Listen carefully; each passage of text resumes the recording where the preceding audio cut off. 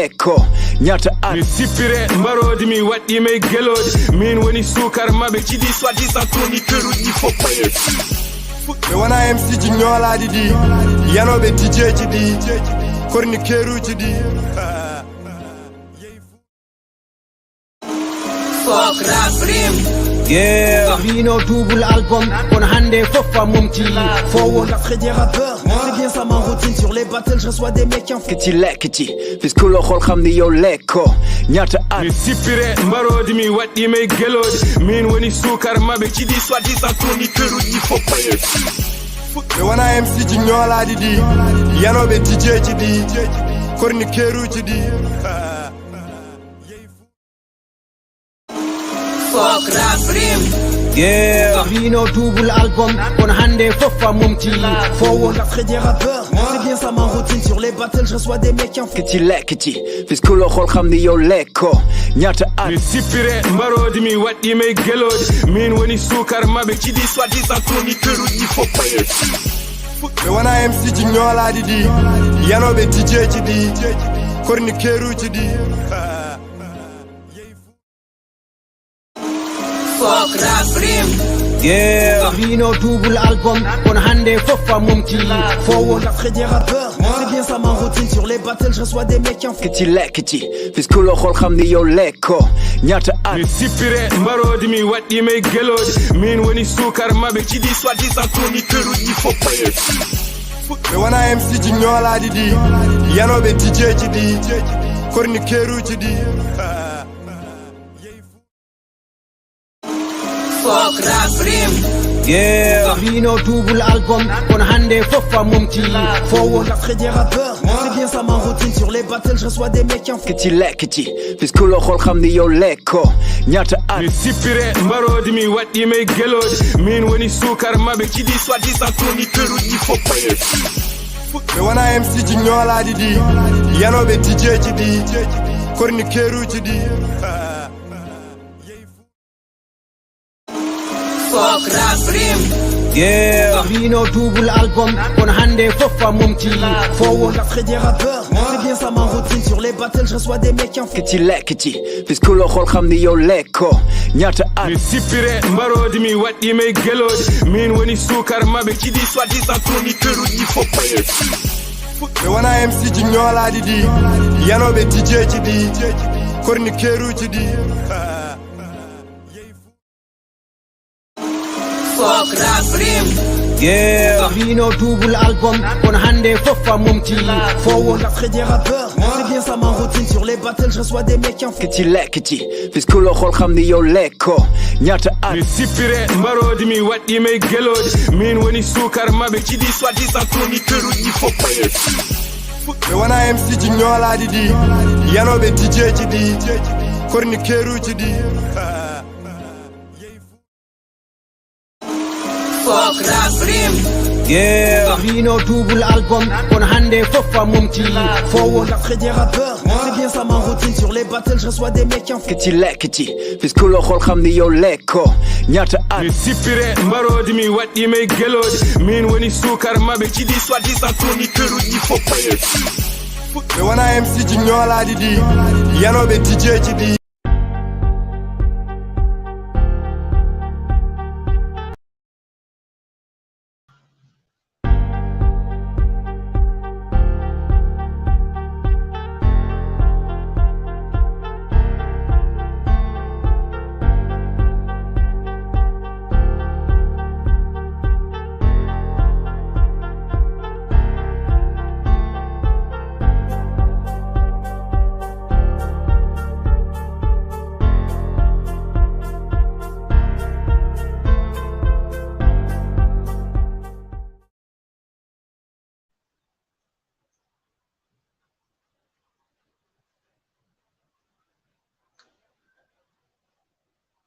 Yep.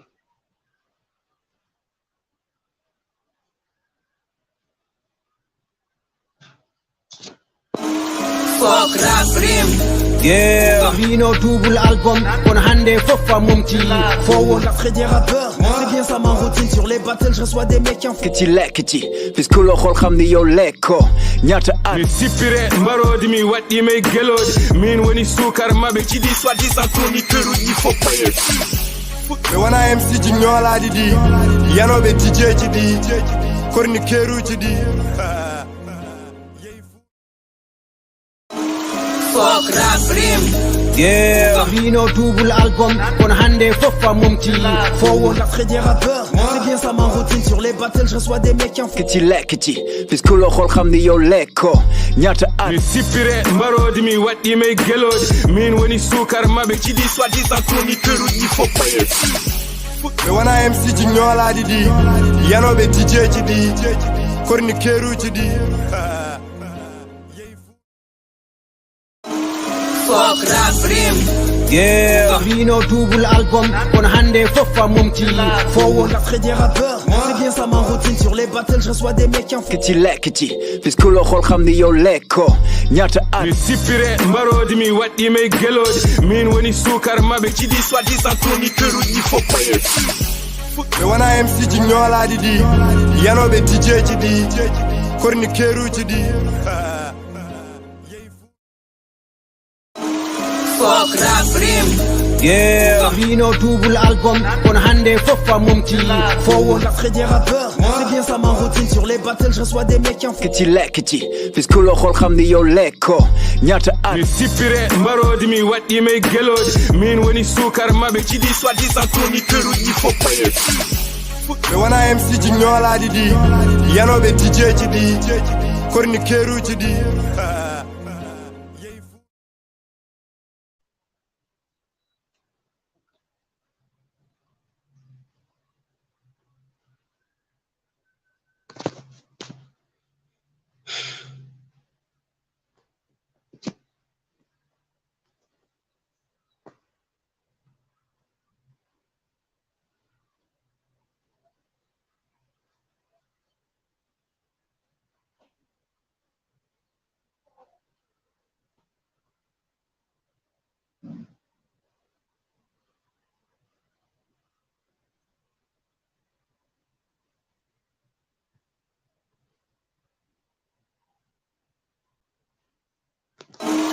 Fuck rap rime. Yeah. Vino double album, on hande fofa mumti. Faut la frais des rappeurs, c'est bien ça ma routine. Sur les battles, je reçois des mecs en Kiti lekiti, puisque le rôle ramni yo leko. Nyata at. Mi sipire marodi mi wadi me gelodi. Min woni sukar mabe chidi soi-disant chroniqueur il faut payer. E wana MC Jignola didi, yanobe DJ jidi, chroniqueur jidi. Fuck rap rime. Yeah. Vino double album, on hande fofa mumti. Faut la frais des rappeurs, c'est bien ça ma routine. Sur les battles, je reçois des mecs en Kiti lekiti, puisque le rôle ramni yo leko. Nyata at. Mi sipire marodi mi wadi me gelodi. Min woni sukar mabe chidi soi-disant chroniqueur il faut payer. E wana MC Jignola didi,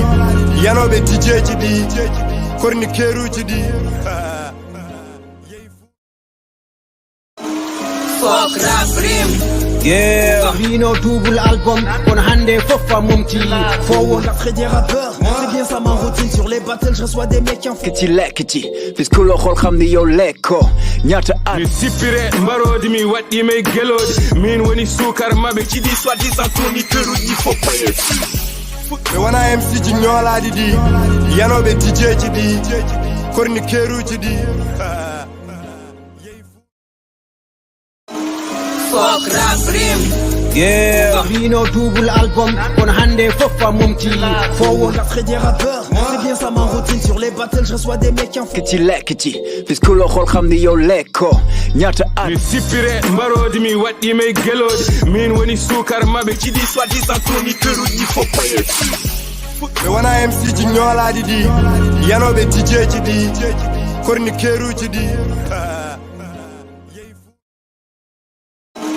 Fuck rap rime. Yeah. Vino double album, on hande fofa mumti. Faut la frais des rappeurs, c'est bien ça ma routine. Sur les battles, je reçois des mecs en Kiti lekiti, puisque le rôle ramni yo leko. ñaata at mi sippire mbarodi mi waɗɗi may gelode min woni sukar maɓe jiɗi soi-disant chroniqueur uji fof paye ɓe wona MC ji ñoolaɗi ɗi yanoɓe DJ ji ɗi chroniqueur uji ɗi Fuck rap rim. yeah Vino double album, on hande fofa mumti. Forward après des rappeurs, c'est bien ça ma routine. Sur les battles, je reçois des mecs qui en font. kiti lekkiti fiskulo xol xam ni yow lekko ñaata at mi sippire mbarodi mi waɗɗi may gelode min woni sukar maɓe jiɗi soi-disant chroniqueur uji fof paye ɓe wona MC ji ñoolaɗi ɗi yanoɓe DJ ji ɗi chroniqueur uji ɗi Fuck rap rim. yeah Vino double album, on hande fofa mumti. Forward après des rappeurs, c'est bien ça ma routine. Sur les battles, je reçois des mecs qui en font. kiti lekkiti fiskulo xol xam ni yow lekko ñaata at mi sippire mbarodi mi waɗɗi may gelode min woni sukar maɓe jiɗi soi-disant chroniqueur uji fof paye ɓe wona MC ji ñoolaɗi ɗi yanoɓe DJ ji ɗi chroniqueur uji ɗi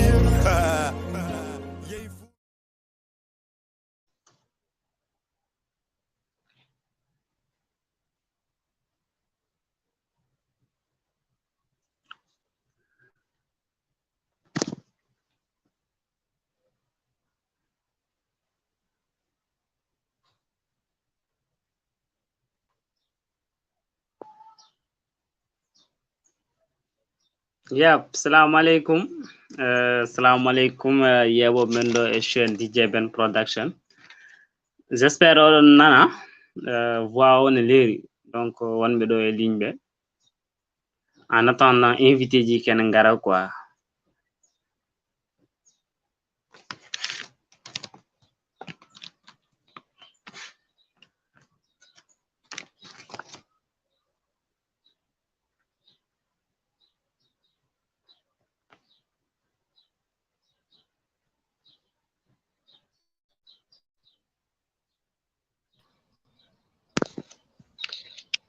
Yeah, what's up? Yeah, Modo. Now again. Arnana mi nice. Yeah, monan ma cool. Ça va, nice, noy. Nice, alhamdulillah. Wadda ay tampere. Yeah, nice. Ada fofa dole. Cool. Yettere gad. Bon, il paraît absent go.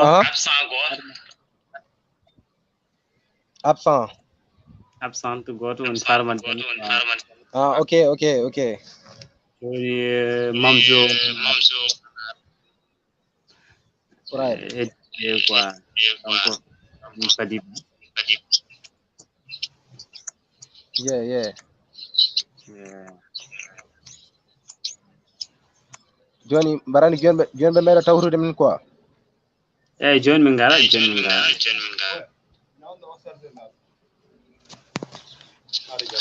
Pada. Awadan. Salam alaikum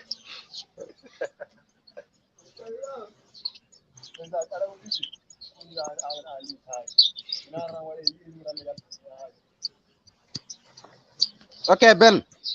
Yeah. Donc warbe tafsin nam dara ko be ngone domum go be ngara be tawre men. Inshallah, join. Mais j'espère que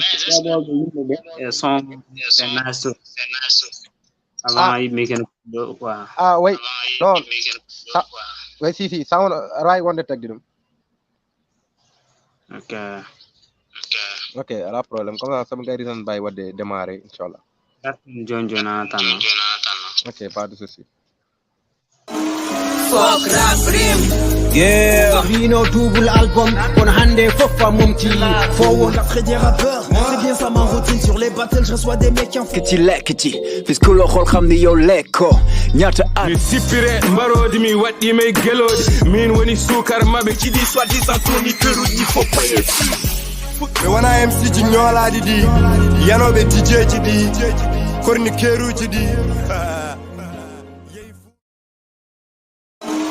Fuck rap rim.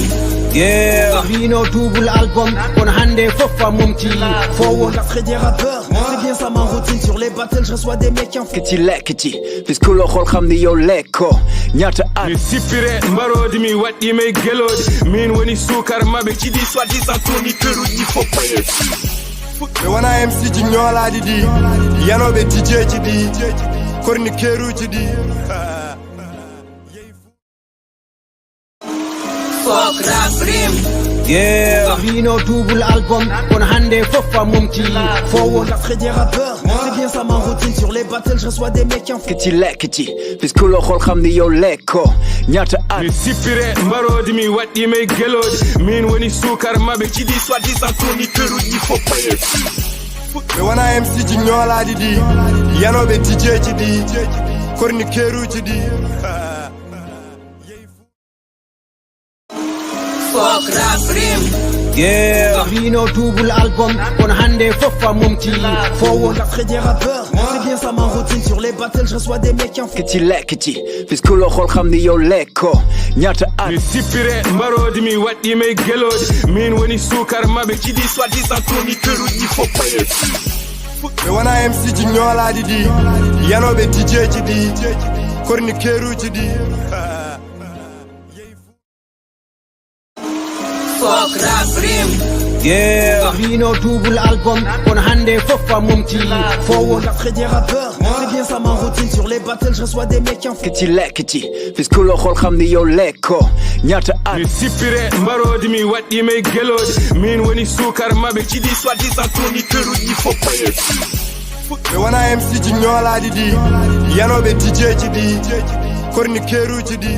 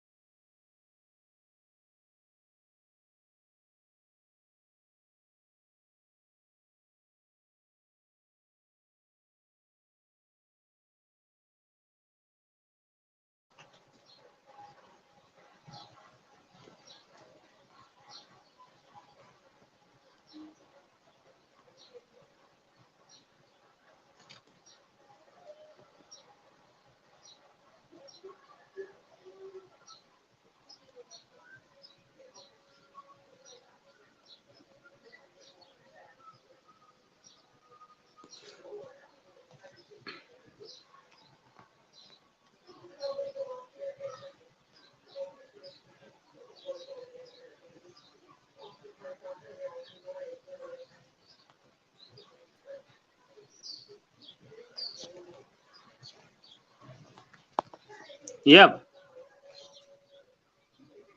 Yeah, DJ Ben.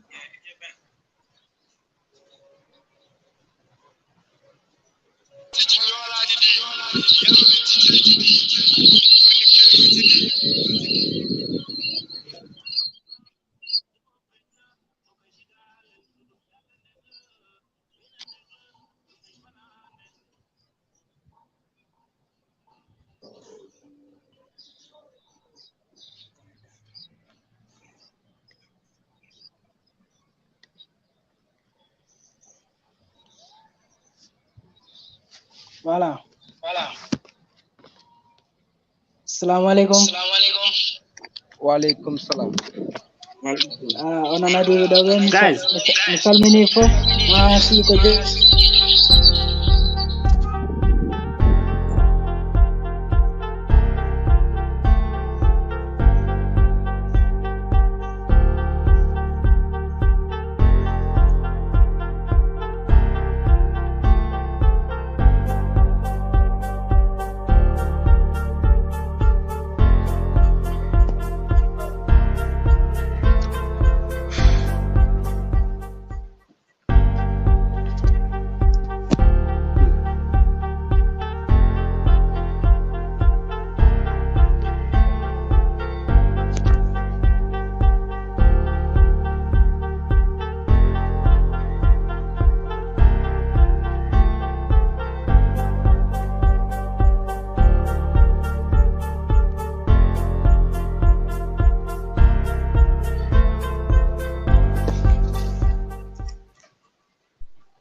Yeah, guys. Assalamu alaikum. Yeah.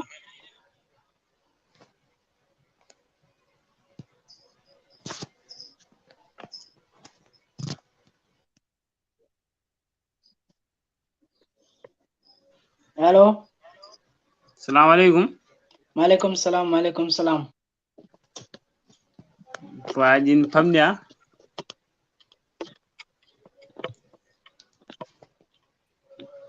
Tell me now. Okay. Yeah. Respect. Number don tampere. Komodum alhamdulillah.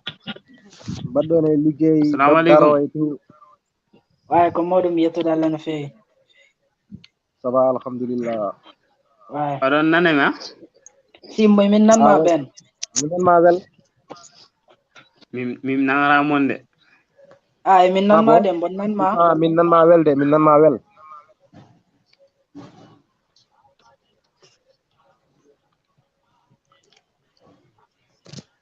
Guys. Ben. Yeah, Ben min nan ma wel de.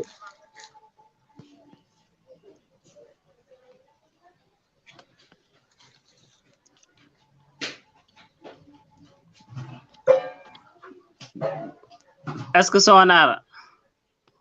Si sonara na fewi.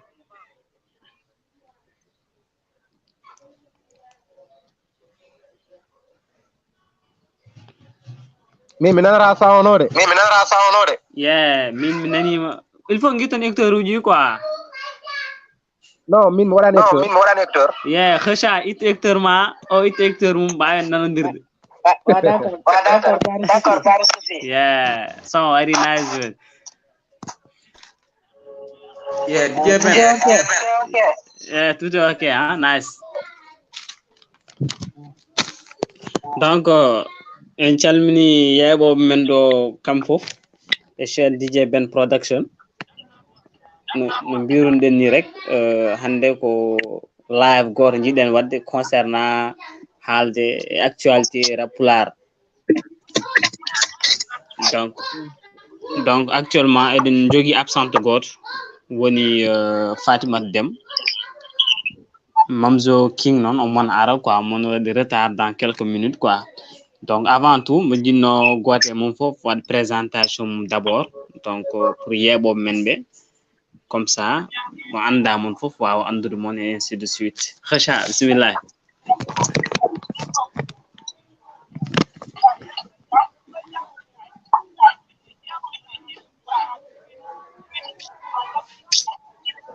Assalamu alaikum.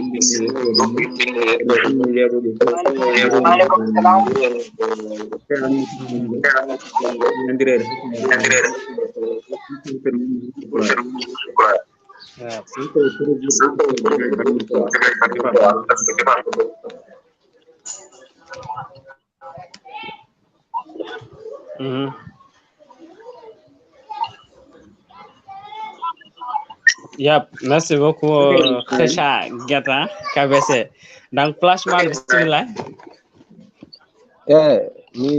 Mi salmini mon. Asalmita. Wardi ko mi salmini mon aussi mi yemon respect surtout quoi. Donc ko weltare monde avant tout. Donc min birem ko bayla nya burdo andirede flashman quoi be bi lambalo. Donc gorko mo agnam cioday wala nawramo dungel wuro dole quoi. Un mélomane, je dirais, un mélomane quoi, mais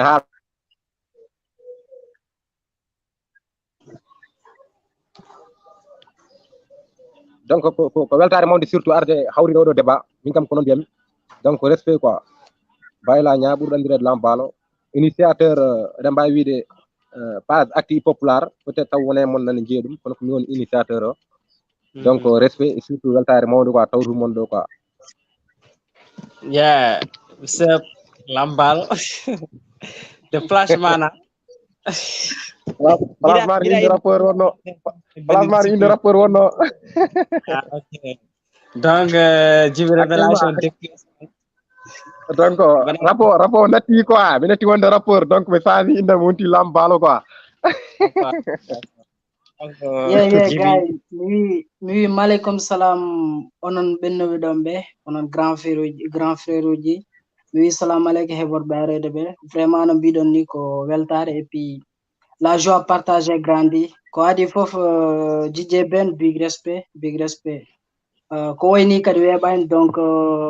ko juste partage et puis quand on parle de la musique n'a pas de prix musique mbawɗen tan ko wadde ɗum partage quoi donc sen kaali haala hip hop sen kaali haala rap waɗi ko wurɓe ɗum waɗa wurnoɓe ɗum donc on est là pour ça donc so tawi nos frères nos copains so tawi kamɓe ɓe mbatti hokkude microphone ɓe naata des studios donc des chroniqueurs je crois ko enen gonata waɗa ko wurɓe ɗum waɗa wurnoɓe ɗum et puis pour mi wasa woɗɗoyde rek comme ko grand ji nanɗo onon gadi kam hen oɗon gadi kam fof donc pour min garanmi tan ko heɗade quoi par ce que ɓe mbima ɓurɗo wawde yewtude ko ɓurɗo wawde heɗade sa nani haala ñawi yo nande cellu donc ko ɗum firtat donc mi wonat ɗo pour mi heɗo quoi onon graji donc big respect non hande ko an woni ɗo grand quoi. Bon, merci beaucoup Djiby révélation min calmin depuis Espagne hande affaire o partout. si mi yejiti innirade ha ko Djiby aka la révélation oɗon mbawi wiide la révélation ménagère depuis 2018 commune Madina département Podor commune Madina arrondissement Kaskas village Guiro shout out Siwre shout out kalko takki Guiro quoi yeah respect bro bro ok donc avant tout keɗen naate émission but débat ko addi men ɗo hande ko il faut donc walla mbiyana kheusha Nguette bon pare kheusha aɗa e ligne woni misade wonmo envoyé bon kheusha aɗane ligne caméra ma yeehi donc avant tout kheusha kadi ko neɗɗo goto mo gandanɗa hoore ma darniɗo hip hop Poular donc mouvement goto donc biyeteɗo hip hop Poular de temps en temps aɓe mbaɗa hen des cypher et tout avant keɗen naate bisuji o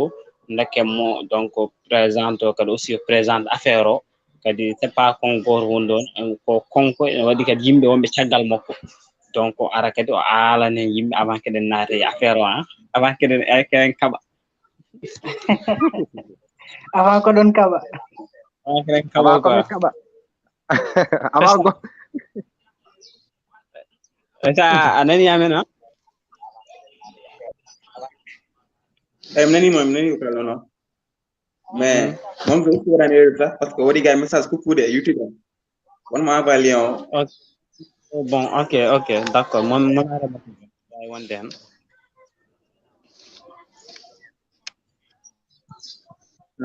min mbiyetemi ko Djiby Ben wi rek mbiyetemi ko Nguette woni initiateur mouvement hip hop Poular min mbaɗi créé mouvement hip hop Poular pour ɗumninde waɗde visibilité rap uji Poular ɗi par ce que rap Poular oɗo manque ɗum quoi page uji dariɗi waɓe nangande rap uji ɓe jogui rap uji ɓaddi talentueux kono ɓe ngala bolloɓe ɗum tawi oɗo sa e mbaɗi sayfaji ɓe mbaɗi sayfa numéro 1 yalti joni oɗo sa gongo programme sayfa 2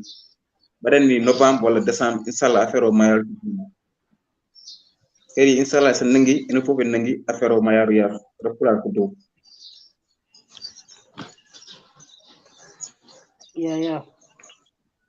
yo respect mi gonmi koye nanode mamzo mi d'accord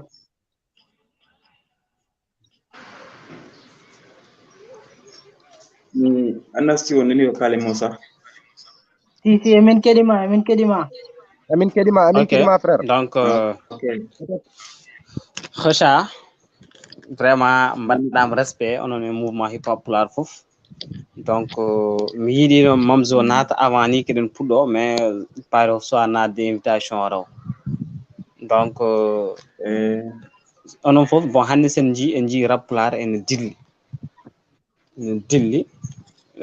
dillere nde bon peut être ene mbawi ko clash uji ɗi e balɗe ɗi gandanɗa hoorema dillini Mauritanie dillini Sénégal dillini kadi kala hip hop Poular on peut dire eɗen mbawi wiide noon donc mais en jii clash o fuɗɗiri ko bullshit donc no addi ɗo affaire makko gayani baɗɗolo dillini affaire o fof donc mais min clash boshito ko clash mo gandanɗa mo mbaɗmi validé kadi gonde norme hip hop bon min sincèrement quoi sen gummi me clash oɗon min garte manbour donc en jim manbour donc clash qui pas mal d'artistes et de DJ donc en jigade aussi kapiki bon Bieren qui a insulté les soi-disant chroniqueurs donc min idée am wala min question mo jogi mo hollum est-ce que ido clash uji non bayni est-ce que ala ko bonni wadata ko bonni e game actuellement ni gonden do donc en badi big up aussi yebo men direct be donc goore mun fon way arda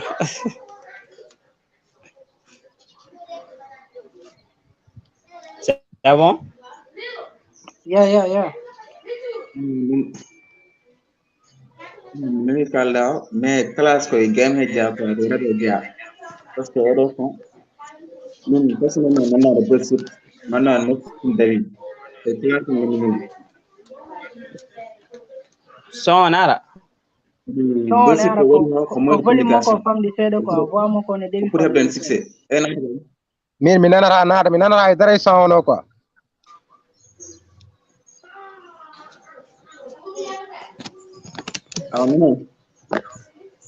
son yide hein min nanande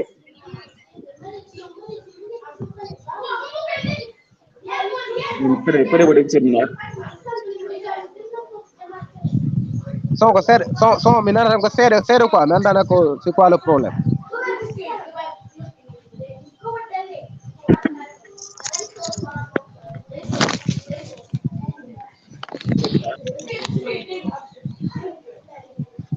oɗon nana son yide non mi nantade inde o kastoje mi nanta non min kam min man nana joni man nana kaldo ça waɗi écouteur yahara arna ok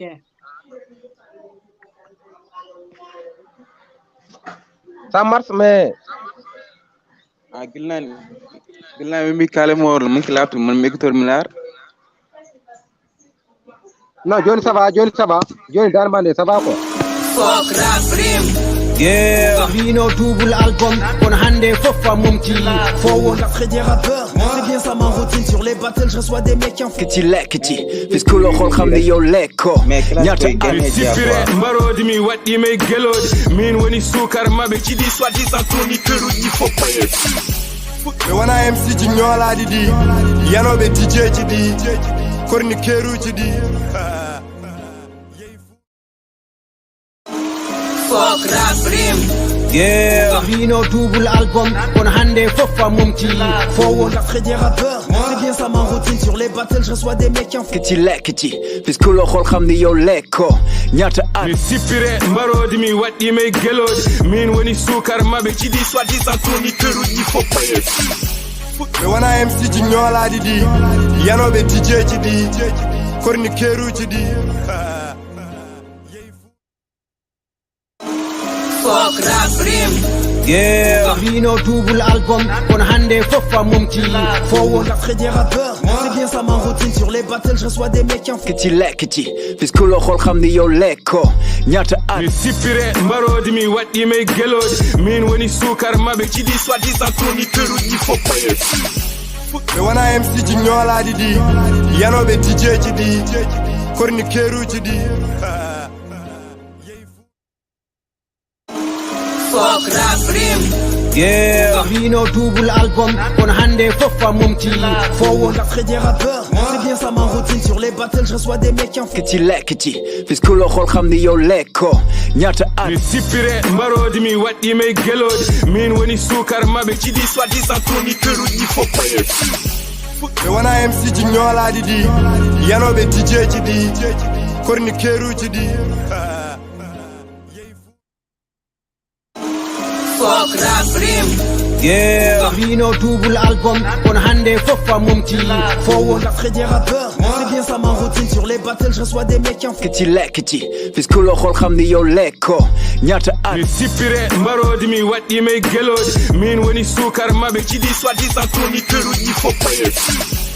Me wana MC ji ñoolaaji ɗi yanoɓe DJ ji ɗi chroniqueur uji ɗi.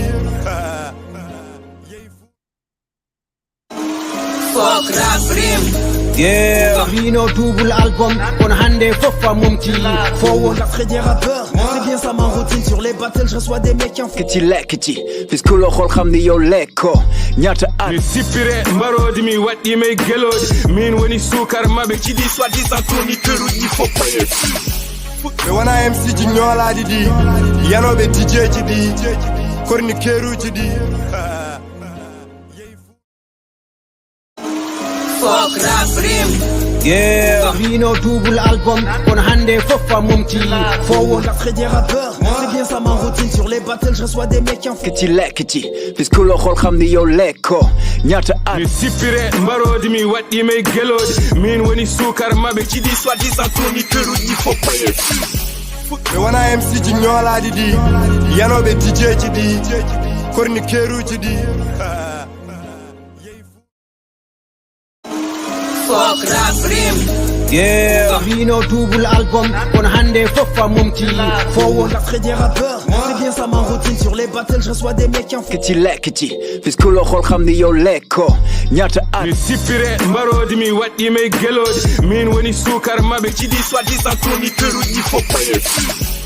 Me wana MC ji ñoolaaji ɗi yanoɓe DJ ji ɗi chroniqueur uji ɗi.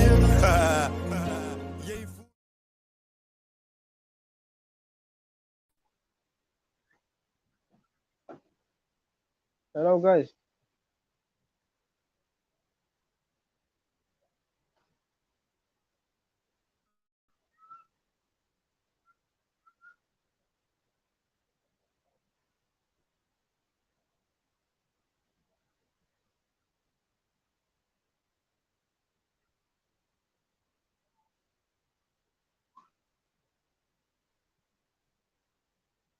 Yeah, Lega.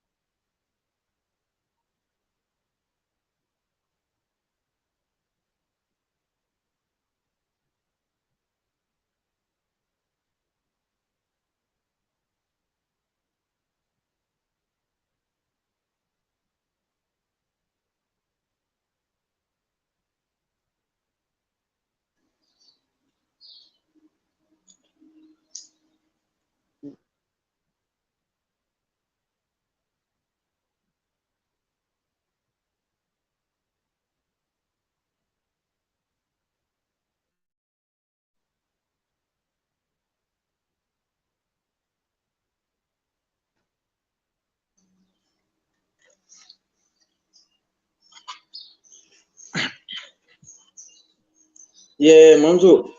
Yeah, bro. Yeah, what I'm pick up? Yeah, comment faire?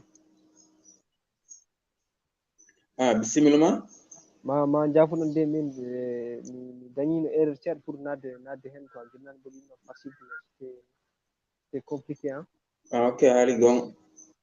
Voilà, ko réseau on via hen.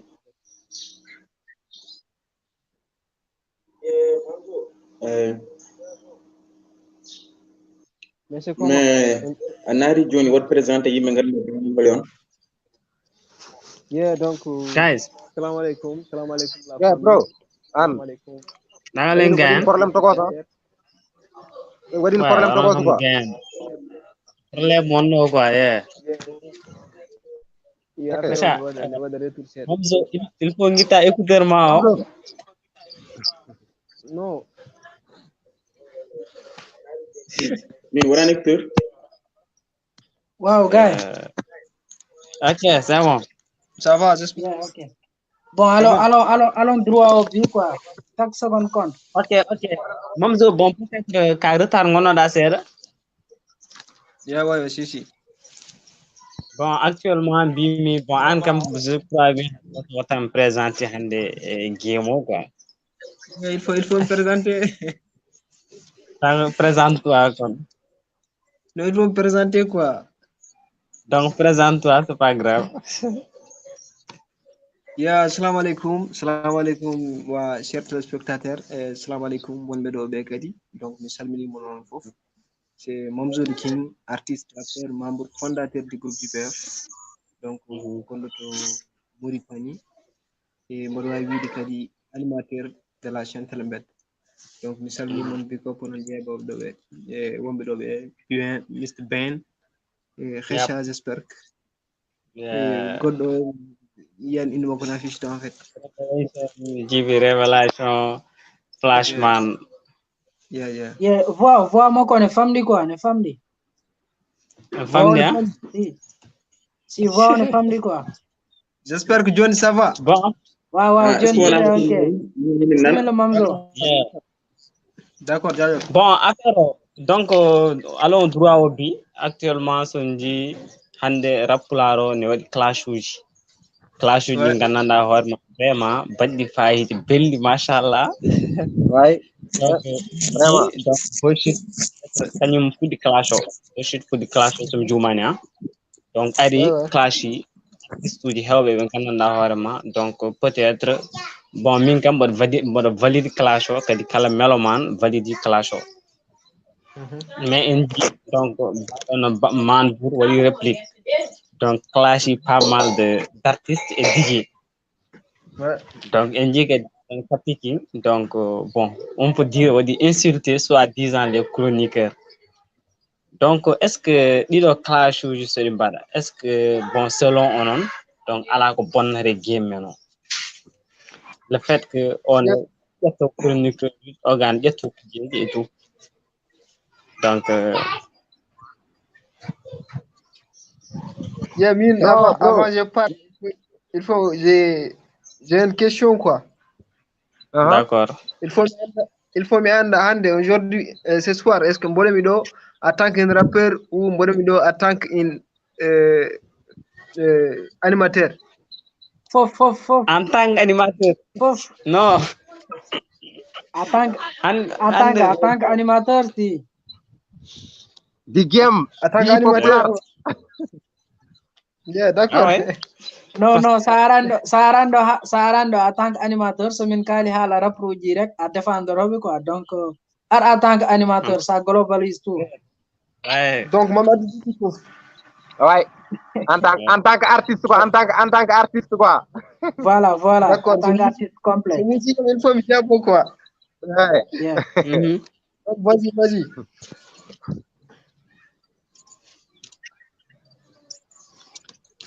Bim borom hedi mon. Yeah, flashman. Donc flash bon min kam bon mi artere classe o quoi mi artere classe o mi hala hen seeda no jiru classe o pour min classe o vraiment bon ko affaire mo ganduɗa hoore ma o dillini game o yimɓe fof tini donc jaltugol makko saabi rappuraji hewɓe bon batti waɗede suivre mbaɗa wawi wiide donc classe o tuusi rappeur mi ganduɗa hoore ma mbayri yaltude walla ni gandanoka sax sa ƴeewi c'est que min o classe plus est ce que wonani 19 rappeur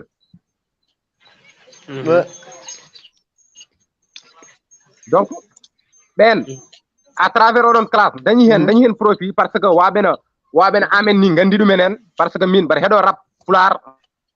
mbaɗa waɗa consommé mais vraiment wonmo classe mi andano ɗumen classe o d'une part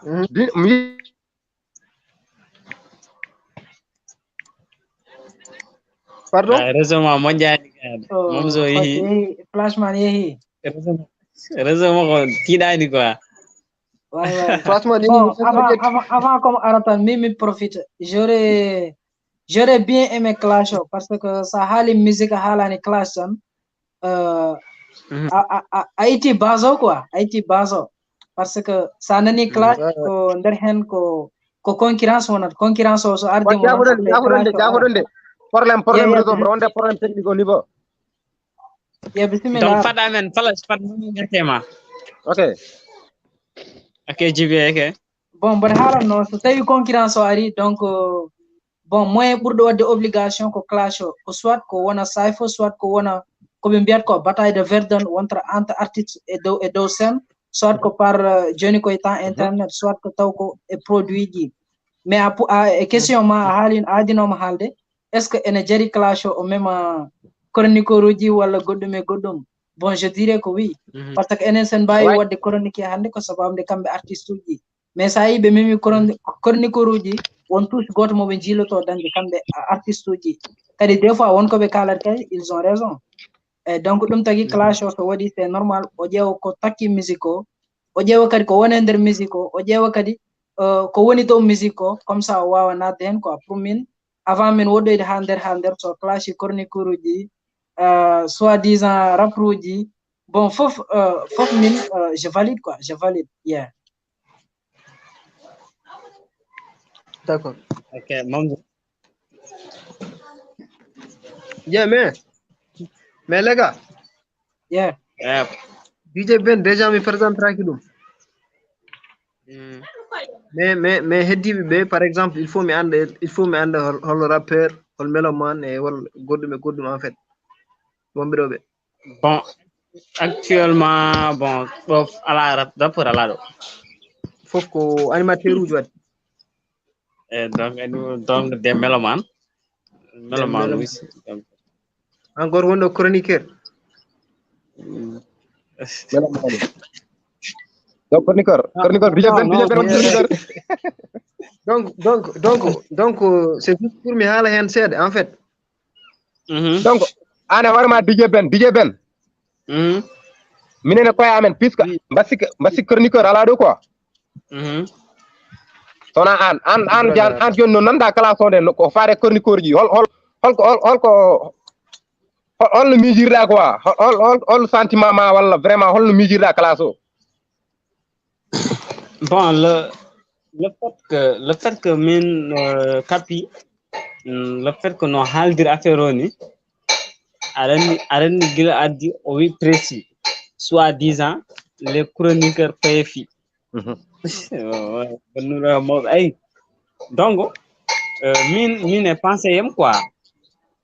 parce que o wi soit disant les chroniqueurs donc le soit disant les chroniqueurs il y a des gens ɓe ganduɗa hoorema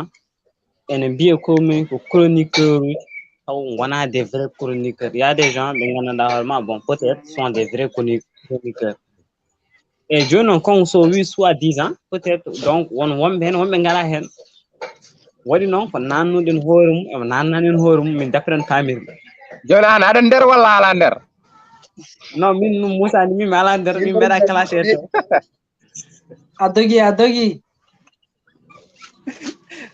nani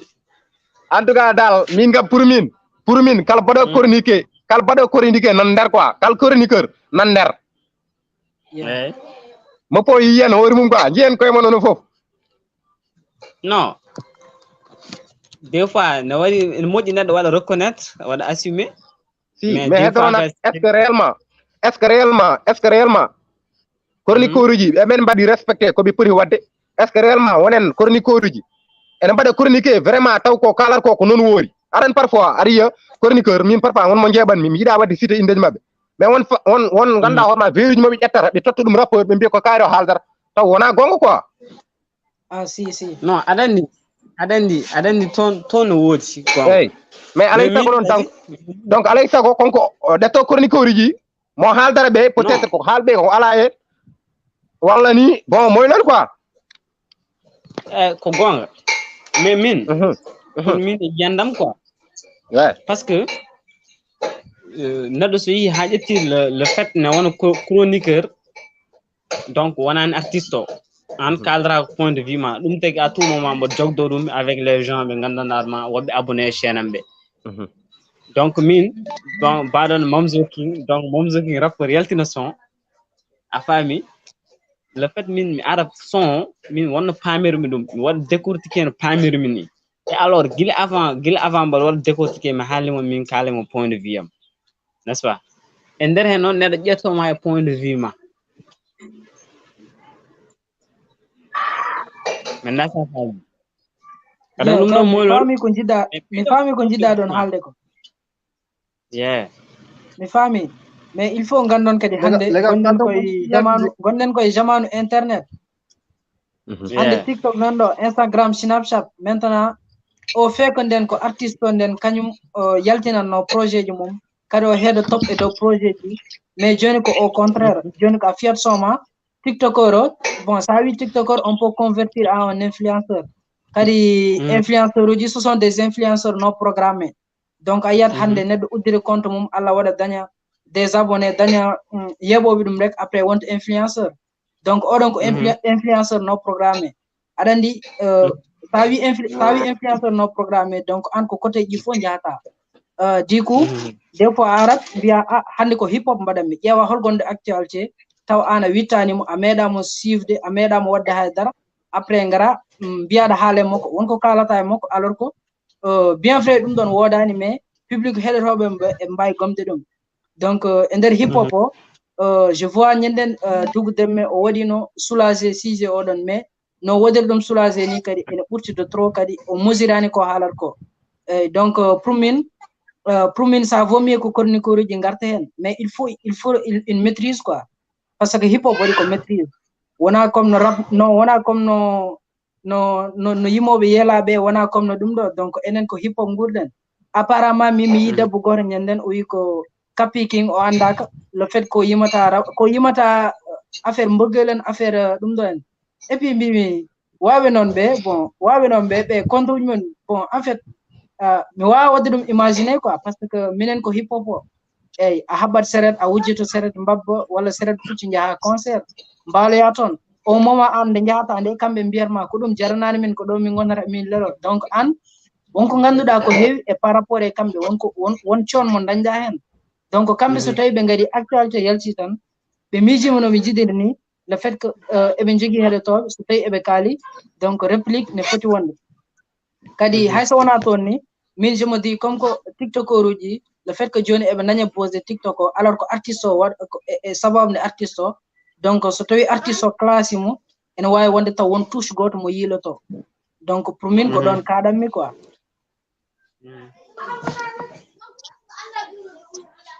yeah nice bro ko point de vue quoi c'était juste ne DJ Ben wini donc min gartami ko depuis au début gilay début gartanmi quoi en fait mi meeɗi jour goto wiide Mauritanie hayso welani en fait a faami enen Mauritanie naɓe par exemple eɗen mbaɗi timtorgal men seeɗa e Sénégal ne Sénégal waɗi timtorgal mum e France waɗi timtorgal mum e Amérique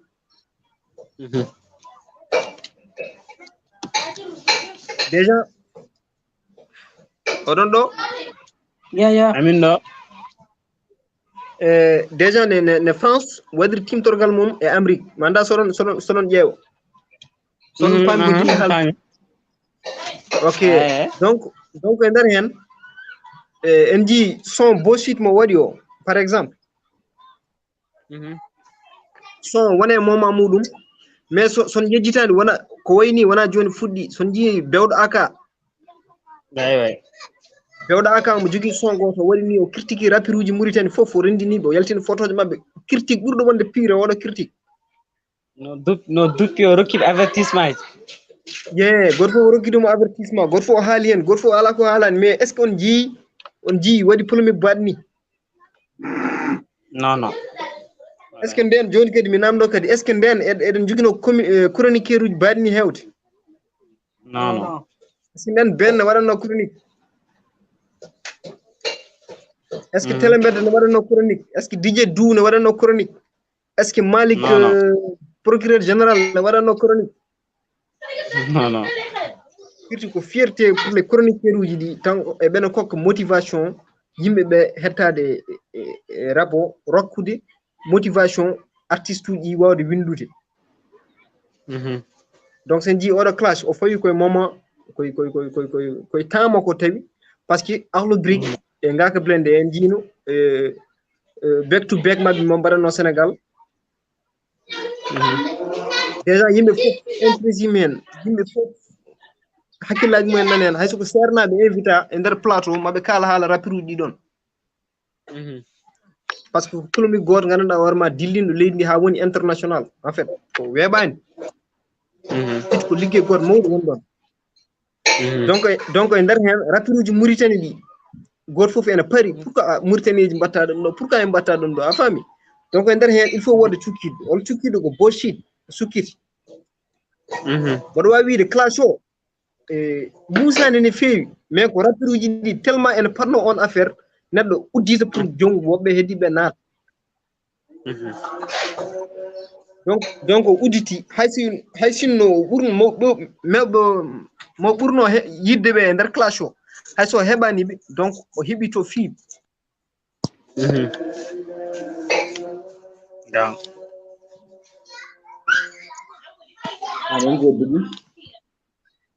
mamzo yeehi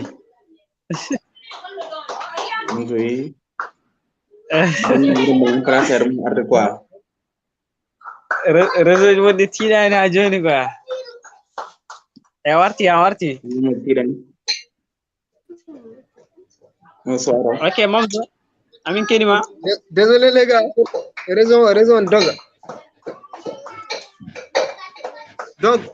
donc sen ƴeewi oɗon affaire ko affaire goto mo waɗi par exemple hay sinno wona artiste ɓe yilotnoɓe fof heeɓi hen wonko heeɓi hen mais avant eɓe jaabo ko chroniqueur uji jogi hen ko chroniqueur uji mawnini clash o mais clash o mawnani mi anda son faami par ce que ala mo wi e nder clash o ha rappeur heɗa ɗum tikka walla muusa ɗum par exemple no feewi mais hedoro ko chroniqueur uji jalti nana mbiya e absen yofto e Capiking yofto e kari yofto kari yofto donc e nder hay sen ƴeewi e nder Facebook nder plateforme uji ɗi enen fulɓe ɓurɗen wawde utilisde fof hewɓe nan réclame kari yofto authentique yofto kari yofto donc e nder hen yimɓeɓe kokki courage artiste uji ɗumɗinde donc clash o nde ari nde clash sama kala jafoɗon nde mbaɗa jogui probléme technique jafoɗon yeah d'accord mais clash o nde ari nde affaire o nde yaltinde tarti seeɗa pour yimɓeɓe jii ɗum mais ko nde Capiking o waɗi poste goto e nder Facebook makko donc nden à partir de nden yimɓeɓe mbatti hakkillaji mabɓe par ce que o waɗi poste o winde selbi mais ko moddi nana ara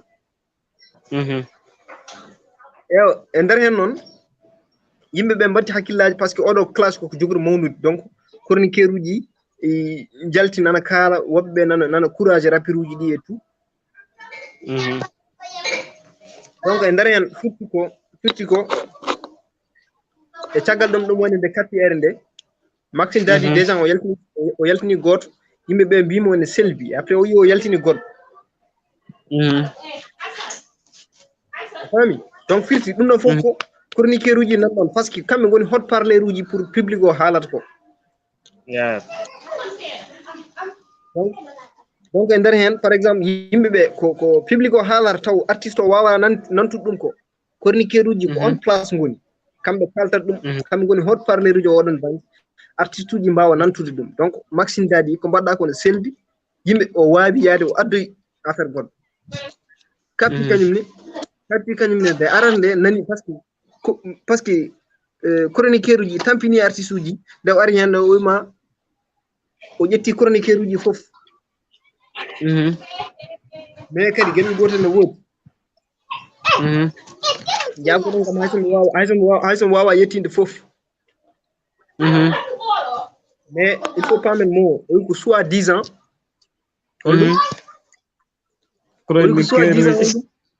ok donc firti yaade gens nan ɗo ɓe gona chroniqueur uji ko mbaɗata ko il faut ƴewne inde anda so tawi oɗon goni en d' accord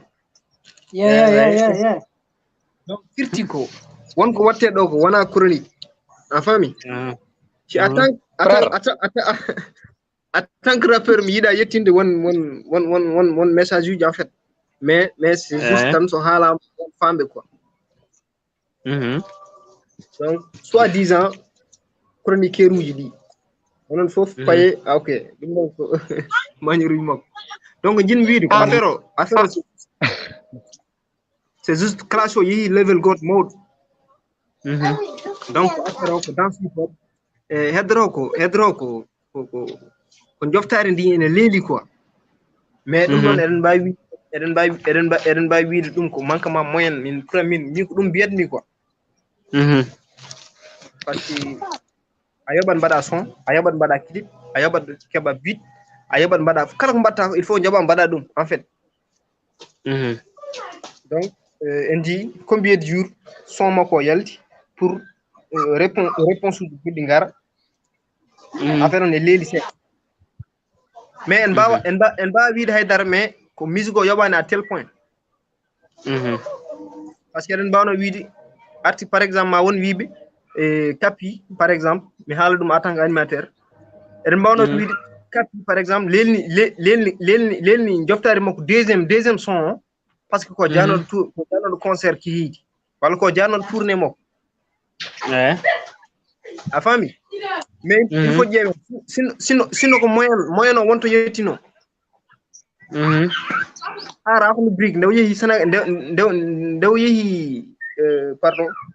Côte d'Ivoire par exemple Abidjan o nawor matériel makko o nawor carton makko o nawor fof o nawor wona affaire uji caggal mabɓe réalisateur mabɓe ari donc boni fof on wawi prise Kapi ko boni fof min mboɗa andi mi anda so goɗɗo ne andi mais min mboɗo wawi wiide kanko ko beatmaker on wawi fenande hoore makko beat o yima hen je sais oɗon banque wasta wawde assistirde normalement kam je sais mboɗa andi kalam ɗo ko wona par hasard je sais donc firti ko holko heddoro ko affaire réalisation donc firti ko sino ɓe jogino matériel mabɓe eɓe mbawno wadde ɗum en tant que on affaire après kadi ɓe ɗum bañ goɗɗo basi nanɗon koɓe gaynuji par ce que mboɗo wawno wiide ga ko ɗon Kapi wonno par ce que ɗon ɓurno wawde liggade bosoya musique donc e nder hen firti ko moyen ene manqui a faami e kadi artiste uji message goɗɗo mo kalanmi ko artiste uji won affaire goto il faut yimɓe ganda ɗum jaake game par exemple BENE classique am min je sais BENE no wawi rap je sais e nder musical makko mboɗo heeɓa métaphore mboɗo heeɓa hen flow ji ɗi pawake post note mboɗo heeɓa hen de punchline mboɗo heeɓa hen goɗɗum par exemple on musique yimɓeɓe nana consomme ɗum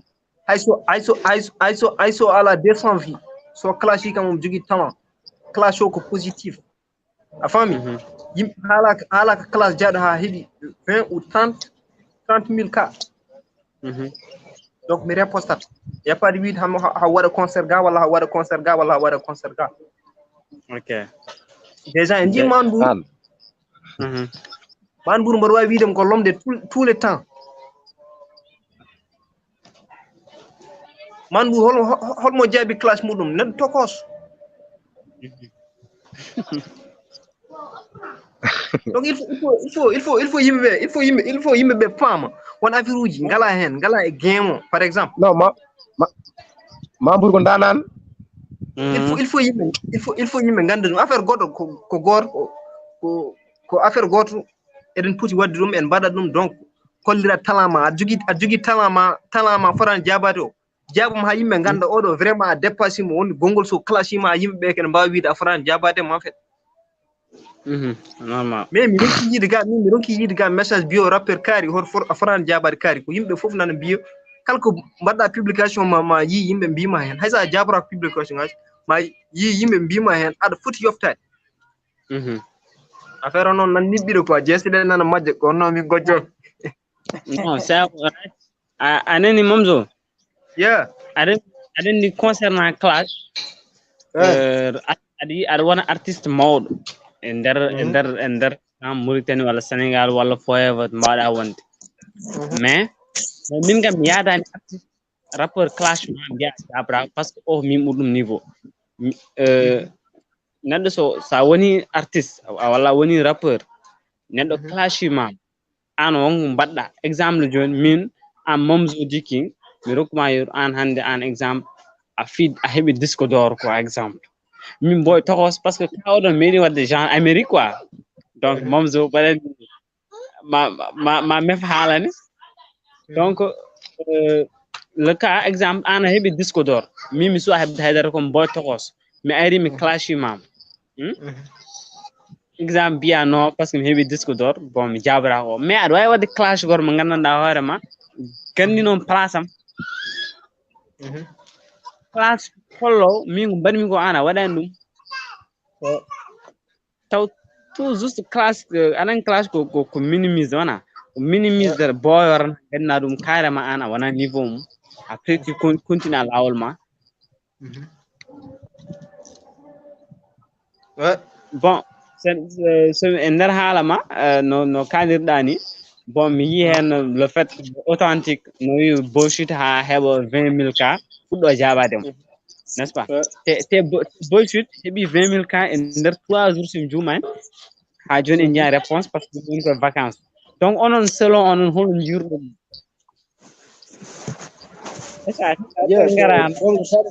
tade mi haali ko juuɗi yo heeɓiɓe kal hen point de vue ji mabɓe en fait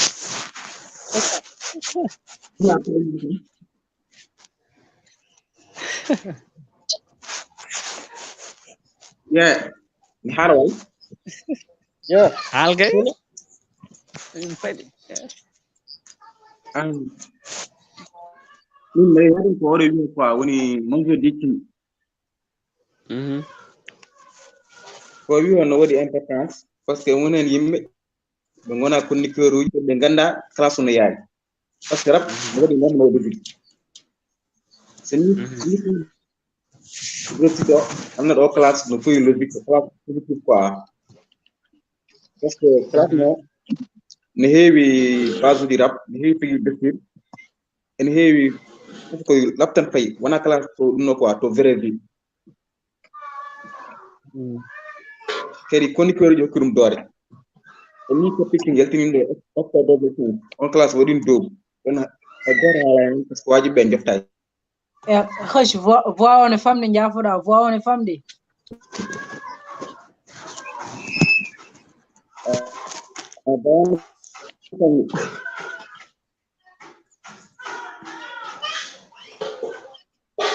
mimi banda hol binoɗo o maɗomo beta fuɗɗo jabade ɓe wino nde besi ɓeyɗi ɓeydade wajiɓe fof no mbaɗa partage facebook whatsapp en tiktok en pour affaire biɗi jettoɗen aɗa nani way ouais musti waɗa nani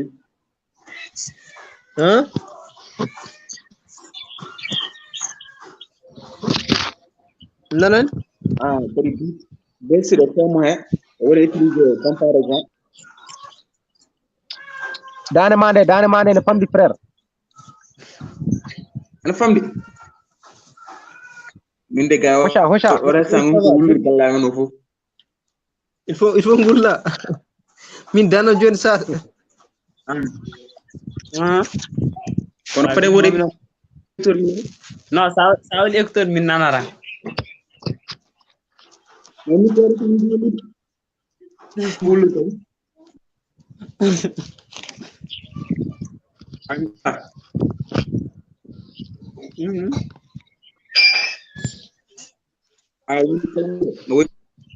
parce que c'est comment que nous bossons kadi beaucoup de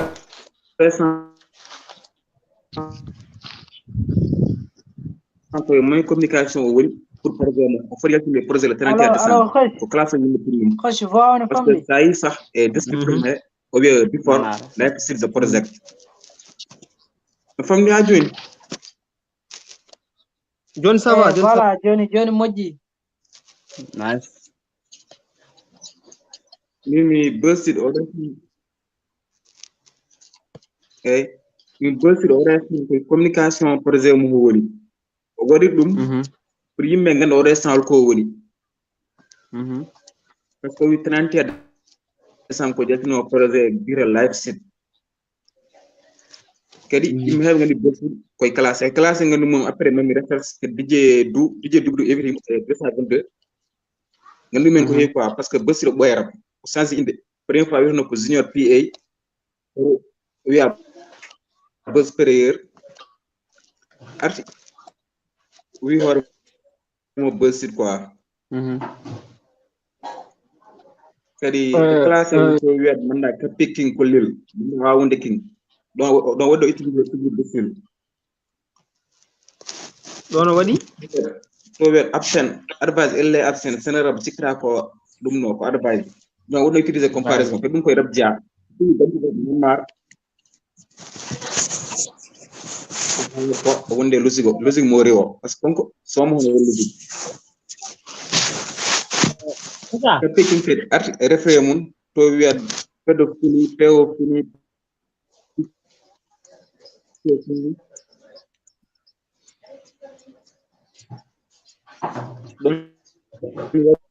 kheusha le digam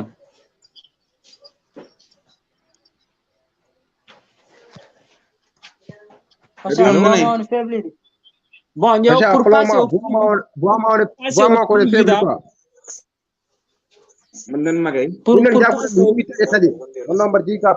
problème technique quoi. Pour passer au plus vite hein. Ay mamzo de king or la invri no émission mo. Mamzo de king invri mo. Donc mamzo de king musique way halande men go hewe bullshit quoi. Donc pour passer tan habedo yawde. Est-ce que le fait que Congo authentique donc il faut faire que hawajo timmina VK pour o jabo. Donc réellement an solo an holko miida holko jida hen quoi. Parce que ha jono jaba e kado aussi.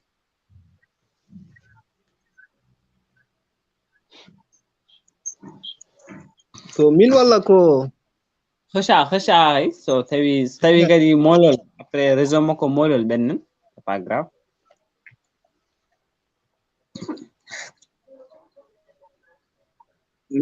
parce que min wira ko authentique wi non parce que pero Facebook o wona authentique winda winan ko alisri nado goddo no way wi non to wona authentique kadi authentique wi o descend ko vacances woni après ma war o règle time authentique kam holli ma yefto kam on ko ma yof kadi authentique advisor mi wona reproduit égotiri mi wona reproduit hakkor men ko reproduit commercial de fan suri mabe advice kam yimɓe ngani advice no way classe on to piyo moni ragen on classe no boni no wodi dow kadi membre kam on kam kala men kanyum toñi parce que membre ko rab hakor classe kadi ko point forme ko ngay kapikin bayan membre no finne ok yimɓe bal perdi di jeedi fo ki bal perdi o kadi yimɓe fof kadi min David classe budde mi wadde marqué ko classe kapikin woni refrain ho to wiyat pédophilie péophilie woni kapiking sonorité o ne assonance mo wadde refrain o affaire no boni ta hadim tan affaire o wela kadi couple ji o wadi kike mbaday wi kam o restant remurtani kapiking wala meilleur piqueur o restant ala mo noten on dan affaire wadde kike kadi concernant dossier de médecine demi manda bus ari min way wadde classe sa wadde mais bus no evita émission mo DJ Dobrune o wi Maxime dari voyaltin dari ali gede ko ala mo quoi ale dum na dur bif et dama wadde classe to classe positive to classe dans le cadre avec on a cadre kadi wajibe matta en hagle classe fino ale ni hepten dam wadi classe on problème ko to parce que bidon no buudi ene ngane classe ko bit gullo jaw ngani classe wonde double TP ngeltini classe premier couple o ko rim dim croiser on classe no boni kadi classe o no wurno gemo parce que ore san yimɓe fu no mbaɗi concentré fi authentique yaltini walla absen yaltini walla advance yaltini polémique o no heewi kadi classe no wawi apporté en rond terme pour min classe ore san ko beusi ɓurat gagnade hen par ce que ore san ko woni projet ok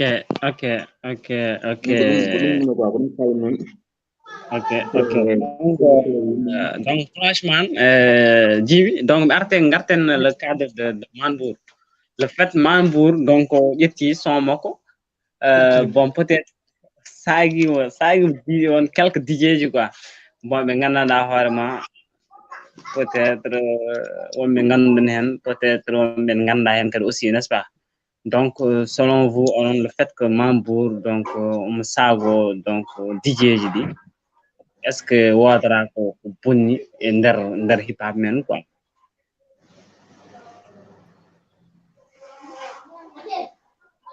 Ben a haali haala ka fof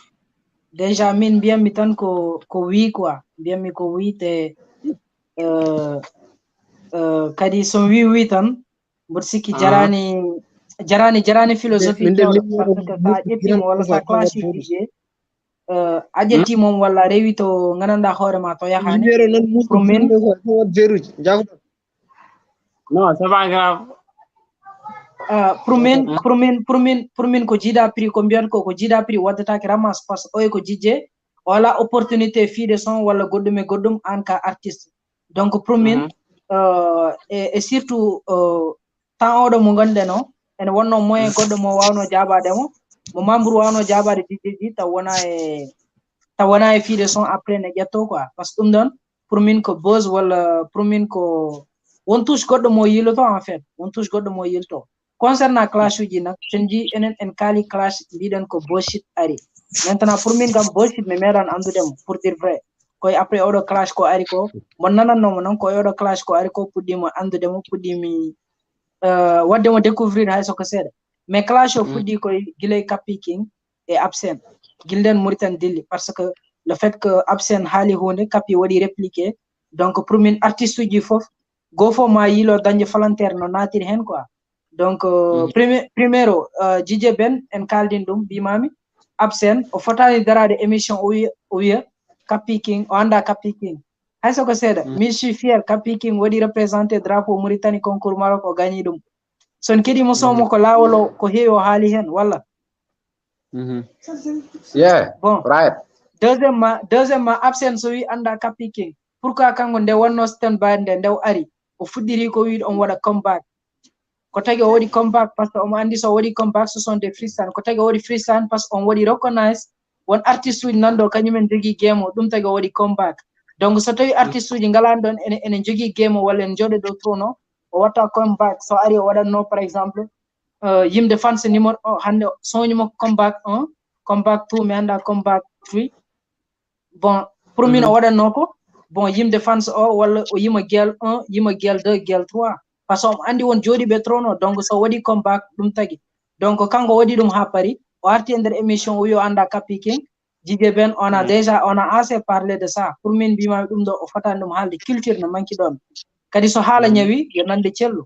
donc ɗum ɗon kam ko premier faute mo waɗi eyyi deuxièmement en kaali kanko mamzo bit o haali o wi côté moyen no manki donc ɗum ɗon ko hunde waɗande recognize e côté Mauritanie sen jii ko waɗi ɗum noon en ngala des sponsors en ngala des promoteurs en ngala etc hande a wawa jogade 18 ans 20 ans gona conseiller daña 20 000 ɗi ɗon aɗa jogui gandanɗa hoorema affaire goto familial kocca 20 000 ɗi mbiya aɗa waɗa ɗum investir e hip hop o walla goɗɗum e goɗɗum donc ɗum ɗon kadi ma wotto mbaɗɗa ɗum début o mais à un moment donné il faut ko ɗum ƴewte donc ɗum tagi clash ɗo gandanɗa hoorema réplique o ne leela seeɗa quoi mais selon moi kamɓe rappuji Mauritanie ɗi ko kamɓe ɓe poti ko wadde affaire goto positif quoi pour kamɓe ko clash o wawata yaltinde donc pour ɗum ɗon noon il faut artiste o wiya haade oɗo ko rappeur ala membre ko mawɗo walla membre rappikil 2000 ala absent rappikil 2006 ala boccit rappikil 2017 donc kamɓe fof ko wutte goto ɓe ɓorni couleur goto ɓe jogui donc pour min e ɓuuri classendirde koye mabɓe mais que ça soit positif goto fof foti wattide hakkille mum minen enen en ngala sponsor enen en ngala des producteurs donc pour min mi clashete pour mi clashma mais ittata allah ne andi ko min wawma walla mboɗo andi ko min wawma par ce que mbiɗen ko hip hop walla public o ne andi ko min wawma mais en clashindirat pour hokkude musique men o nawen musique o dow no kewi wiide à chaque instant africain kala nde fini yo fam ko fiya 2-0 heddi noon a waɗat remontada ha daña nil walla mbaɗa remontada ha keɓa ha daña 3-2 kalde africain fini yo fi ko yo andu ko waɗa ɗum par ce que ko france fewni 360 ans ko hande halpular goto walla jolfo goto wawa arde weni itta ɗum donc hip hop moni tan kadi ko noon wayi en ngala des promoteur en ngala des producteur donc ɗum ɗon kadi ko hunde manquede e gueɗɗe fof quoi donc ɗum tagi ko mbiyatma ko le talent ɓola wawatama e donc pour min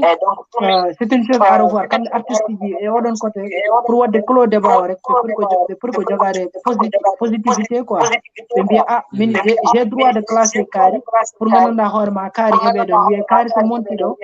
ko min hemni ɗum ɗo mais ittata an ko mbawɗa ko yimɓe ne ganda hande capiking wawa ñamde artugo advice wawa ñamde artugo authentique kadi mi arta authentique advice kamɓe eɓe jeeya artiste uji ɓurɓe wawde wadde pic soɓe clasham ɓe gawata donc ɗum ɗon kadi wona hunde pour min wona hunde fewde quoi donc onon so tawi ko public mon ɓurɗon abbade jehon toon mbaɗon tous les formes vous démontrez tous les contenus maintenant quand il s'agit des pics on mbaɗan pic on jabata ko ran bon pour min on potan ɗum wadde quoi ko ɗum woni eko jogonomi wiide bon c'est juste ça quoi ha ɗo Mamzo Diki man pour le fait que Artiel inde yaron jogan yaade kaw après quoi yeah en tout cas le fait que maso ƴetti exemple DJ donc ngassa hen le fait que Manbour donc ƴetti quelques DJ bon wano ƴettade les artistes fof mais o ƴetti DJ ji donc an hol constat mo mbaɗɗa hen e affaire o holko kalta hen aussi donc yeah mais il faut yimɓe avant de yetta ɗon parce que yimɓe nani mbiye création woni RPG mais il faut yimɓe paama Manbour classe goto mo jaabi e nder hen taw kosoy nde yaltude yimɓe tinani ɗum woni hollum woni cewgel laati mbeewa walla mbabba ngirji est ce que oɗon gandi holko tagi on mo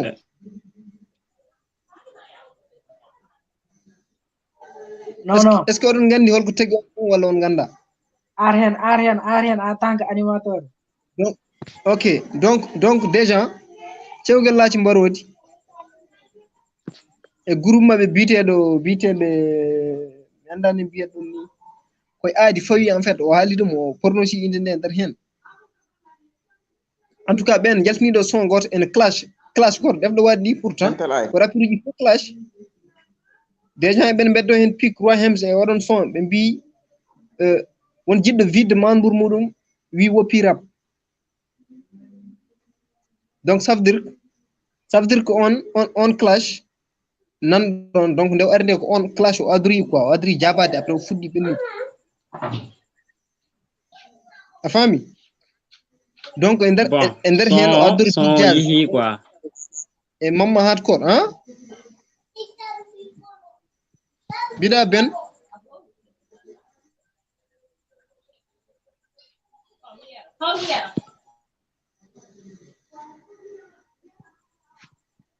oui Ben ça va Ben min nanma de mi nanata de annana Djiby ko Ben mbiyam est ce que ça va est ce que kanko woni on nana mamzo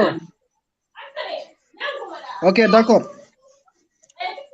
mbimi e nder hen déjà o addori hen big jazz o addori hen mamma hardcore mais ko shroud quoi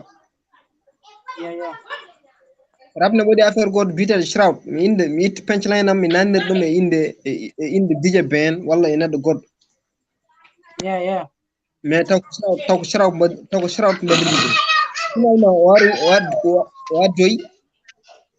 won neddo goto par exemple te clash o yaltinde wonko yimbe be buri hawdu dum hen woni holon DJ Law sol ko addi mo e der clash o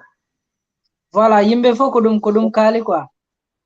Ok, donc men Manbour ko neddo goto guurdo e hip hop Mauritanie souffrude e hip hop Mauritanie e o wima kanko ala fof ko wiya der rap parce que rap tan wada en fait mais il faut yimbe be jurnito est ce que y a pas de tot gonnodo don parce que yimbe en tout ma hakkunde Manbour e Babli donc won classe gor gonnodo hakkunde mabbe en fait wana pour rien o ƴetti Babli e der oɗo son mais ko wana dum don kadi donc o addi o ƴettima chroniqueur uji par exemple o manda kapi ari ƴettima chroniqueur uji so woni don wana ka wiya ka haydara Manbour so ari o haali inde par inde o ƴetti ko animateur o ƴetti ko chroniqueur walla e animateur donc ça veut dire que woddani ko même ka woni don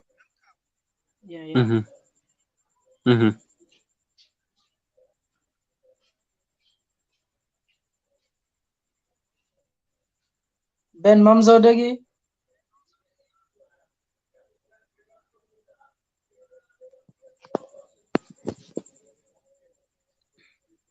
allo Ben boy jafodon de réseau mamzo mo jidi jafodon fewi réseau mo jande ngommi do kam jogi problème réseau quoi billahi murtana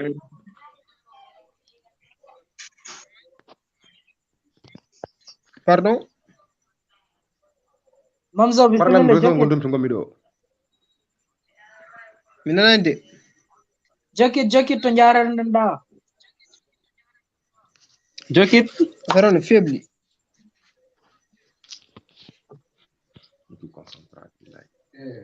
répète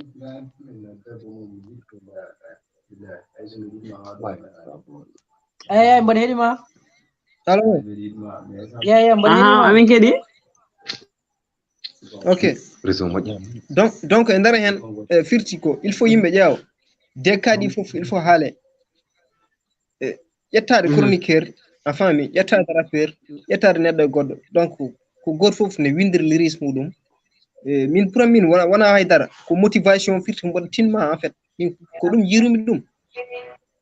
ko reconnaissance tan woni ɗon yappade wona hay goɗɗum donc DJ Dou kanko hande o andi déjà Manbour so tawi ko chronique o waɗata on ne siifamo en fait firti ko hollude yimɓe rappeur uji ɗi ene siiva chroniqueur uji ɗi donc courage donc c'était juste ɗum ɗon ƴettoje ɗe hanke sen kaali hip hop il faut jettoɗen won lié goto ala wiide ƴettode fotani diwde ɗo ala wiide pic fotani diwde ɗo il faut yimɓe diwɗon ne Manbour wini rap wona islam dow chaine wona jama en fait il faut yimɓe paama ɗum mais hol par goɗɗo kalani par exemple son kappi o il faut yimɓe ɓe paama son kappi king o il faut yimɓe ɓe paama en fait son déjà yimɓe nana mbiya son Manbour o ko hors sujet o waddi yimɓe ɓe ngala hen mais son kappi king o déjà est ce que en foti wiyede ko hors sujet walla fotani wiyede noon ɗum c'est juste une question parce que déjà won punchline uji o nanni hen ɗum ko déjà eɗen mbawi wiide ko punchline tan ko beddi ɗum rappeur uji fof comme jaro wiya classe meeɗa warde jalte cuuɗi ɗi par exemple ko affaire goto en mbawi wiide ko absent o haaldare en mbawi wiide ko authentique en mbawi wiide ko mamzo king en mbawi wiide ko BENE en mbawi wiide ko goɗɗo mais bon mamzo est ce que oɗon gandi est ce que on gandi ko kanko adi bullshit répondade Maxime Dadi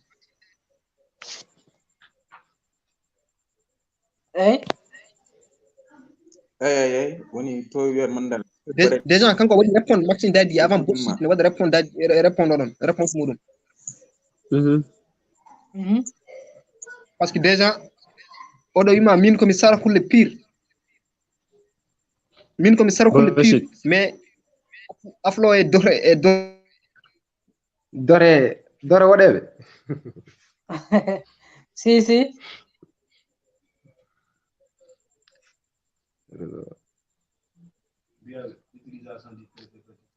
oh là là mamzo yehi encore mamzo réseau problème réseau partout mais flashman to gonda way mode mi wallahi mboɗo mi ko problème réseau gondumi mamzo king ni ya yaltuga fan mi artiramo mamzo king fan mi artiramo join I'm here bro kedi okay mamzo affaire perti wat bisa chroniqueur ji wona chroniqueur ji affaire coupe apti tam quoi mamzo bi affaire coupe apti am quoi way donc yimɓe nan mbiya clash o nana déborde nana wona hors sujet laaɗin affaire uji mais en tout cas ko affaire goto ganduɗa hoorema affaire o ko positif affaire o ko positif mais hedoro côté goɗɗo mo kalten o woni côté holɗum yimɓeɓe artiste uji koye mumen par ce que ɗum ko conseil fade artiste uji musique ko investir a faami neɗɗo aɗa liggo e musique aɗa daña mum il faut mbaɗa investir musique ma kala artiste ɓurɗo wawde wadde investir e musique muɗum ɓurma wawde wadde ka wawa ɓurma hewde doole so artiste ɓurima hewde doole ɓurimi hewde ni kalis andu on o dimamo won level goto ma wawa hebdemo quoi parce que pourquoi parce que an joni a wawa wonde artiste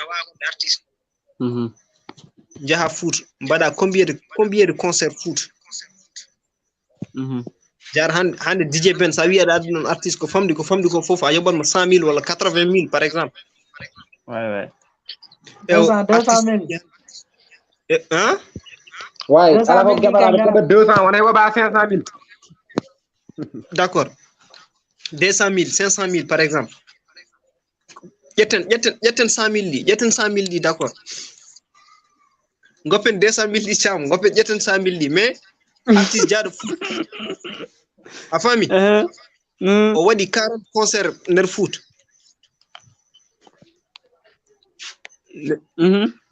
ne foti 100 000 ujo rendin 400 000 ko haalis de ko haalis pendant les vacances ko pendant les vacances ok donc hande won liggorode bureau par mois o yaɓete 50 000 mais an artiste gote un mois ligguɗa hen ma won 40 concert walla 20 concert e nder mois walla 10 concert mbiya an ƴewne foti 100 000 ndendinɗa pourquoi a investirta ɗum e musique ma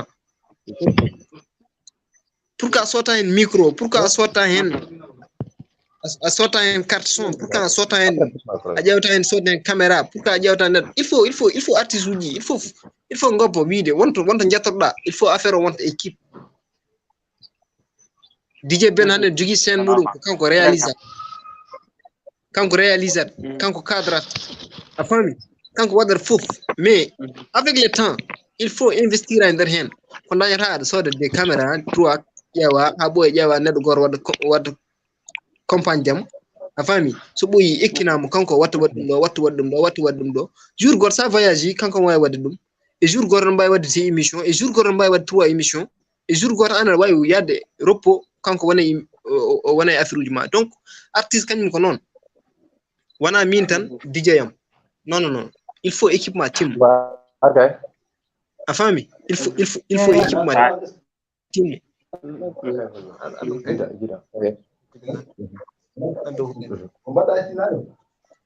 andi mbiyammi min kon somi e nder a faami donc on affaire mami artu hen après mi holla mon mi holla mon won kayitaji neɗɗo hasino ko artiste puɗɗorɗa ɗiɗon cadre uji sa joguima hen ɗiɗon cadre uji a faami donc aɗa wawi wiide a woni artiste a wawi liggade mais taw wona hande artiste tan jogui ko beatmaker am gasi artiste won poddo gérer compte ma won poddo jogar communication ngaji ma avant rapport tan avant jagude micro yimo won affaire ge kewdi di podda wadde donc il faut artiste ji jawa liggade en équipe pour wawde wadde hunde il faut entourage ma watta jogade idée ji ma an ta wana idée ma tan yahata staff wana seray neddo staff wana seray neddo iba mi recommande exemple neddo goto woni bo yaba émission mako hanki wite ko iba wan j'espère que tawto dum gandimo mbor siva malien artiste malien apparemment wite ko iba wan batini mi sifdo ñenden koy légende urbaine quoi ok légende urbaine donc odon gandi légende urbaine wana kanko rewi yo invite no ton artiste wana on tan ummi invité artiste gollo pour yata don ko wonneddo afami wonneddo goddo déjà invité mo manda wi waji o kanko debbo yo ƴew o artiste tellement il est bien o ma rap o jogi talent donc yo ƴew découvrir tam parce que o ƴetti pas mal de trophées en Afrique afami o ƴetti trophée ji ganduɗa hoore ma taw e nder catégorie ji taw ganduɗa hoore ma artiste uji mawɓe nani hen ko wayno Wizkid en nani hen ko wayno Davido en nani hen ko wayno woɗɓe donc oɗon gandi ɓen wona artiste uji rien et puis ɓen ganduɗa hoore ma mbaɗi affaire uji kewɗi mais pourquoi kanko o ƴetta trophée yeeso mabɓe walla o ƴetta 3 trophée yeeso mabɓe ɗin artiste uji fof donc ko liggey ko affaire goto donc on affaire déjà jiya artiste spectacle uji makko fof mo film ɗum o mofta il faut archive uji ma il faut afrique il faut jeeya affaire hande neɗɗo goto international sa yiɗi waddude muɗum fitrine sa ari a propose ɗum haysino ka joɓode a fami fitrine o kanko avant de haalde o wurtoro ko archive uji ma ɓoya est ce que on jogui views uji est ce que o joui meeɗi joude spectacle baɗɗo 1000 personnes walla 800 personnes walla 700 personnes donc so yeehi ɗin affaire il faut yiyande raison ngaji e nder compte ma pour o fiide ma fitrine c'est très compliqué hay sa yoɓat donc c'est des affaires uji ganduɗa hoore ma très important artiste uji en poti wattude hakkillaji woni wattude hakkillaji guila e compte ma a jogui compte Facebook lançant hen photo ji mbaɗi qualité vidéo ji ma yo mbaɗ qualité son uji ma yo mbaɗ qualité a faami il faut ɗiɗon affaire il faut c'est très important plus que neɗɗo hande haysino ko neɗɗo tan o yot photo je par exemple naɗɗa e nder compte makko a jogata envie jiiɗa photo makko goɗɗo a wiyat o ko holi o na andama nata nder ton jiya photo goɗɗo a ɓoye jiya vidéo a ɓoye donc a andama mais a wattat suivre a tintande abontoɗa way ken hande neɗɗo melomane ganduɗo musique won son so fuɗɗima tan intro o tan so fuɗɗima so rappeur o wi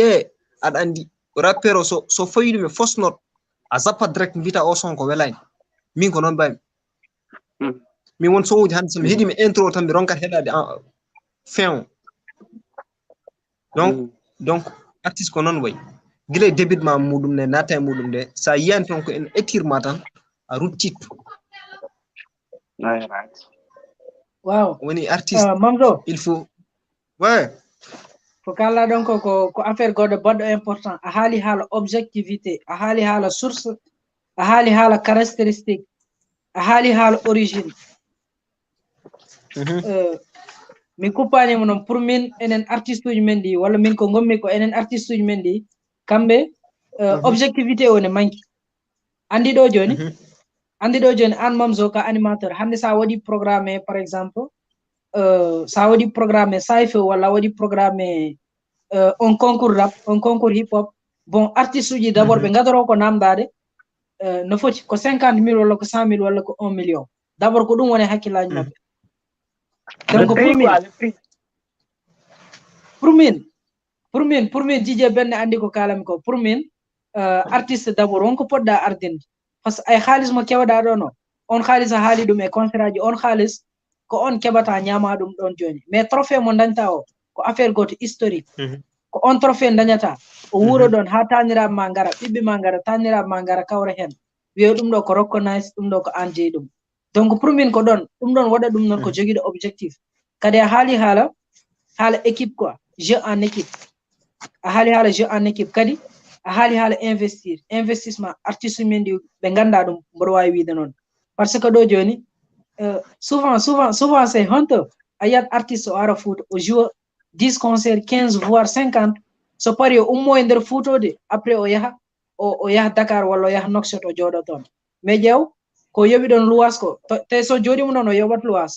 chaque semaine on bornoto comci